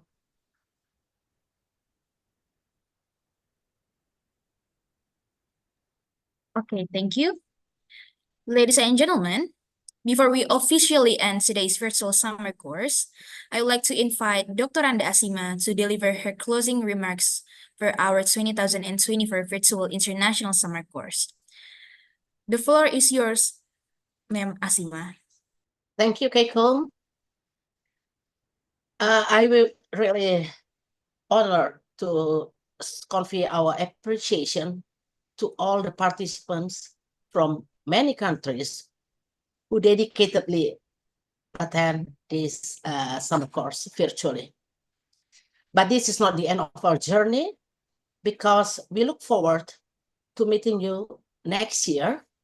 And also for the participants who will come to the site visit, we look forward to meet you tomorrow, and we will like to do some study and to apply all the lectures in analyzing the local leaders at the village level in Toba Samosir. Hope you enjoy this summer course and that we can meet you again in other forms of collaboration. Thank you very much also, Robert Me, and wish you the best for your study, and also Pak Muba and Ibu Alam, and especially also for Phil. Thank you, everybody. See you soon. Thank you. Thank you, everybody. Thank you, Dr. Randa Asima, for bringing us together for this transformative event. Ladies and gentlemen, before we bring our 2024 virtual international summer course to a close, I want to express our deepest gratitude to our exceptional speakers who have enriched our understanding over this past 3 days. Your insightful presentations and dynamic discussions have truly elevated the level of discourse in this virtual gathering. As we conclude this remarkable academic journey, I am filled with a profound sense of gratitude. Your active participation, thought-provoking questions, and genuine enthusiasm have made this summer course a resounding success. The knowledge and perspective we made gain with undoubtedly inspire us to be agents of positive change in our respective communities. Thank you, dear participants, for your unwavering dedication and commitment to this enriching experience. Your presence has made this 3 past day truly unforgettable. As we bid farewell, I encourage you to carry the lessons learned here back to your communities and continue to champion champion the transformative power of local leadership for sustainable development. On behalf of the organizing committee and the entire team behind this summer course, we thank you for joining us. It has been an honor and a privilege to host this gathering of brilliant minds. We wish you all the best in your future endeavors and look forward to the opportunity to reconnect again in the year to come. Thank you, dear participants. Until next time, see you and bye-bye.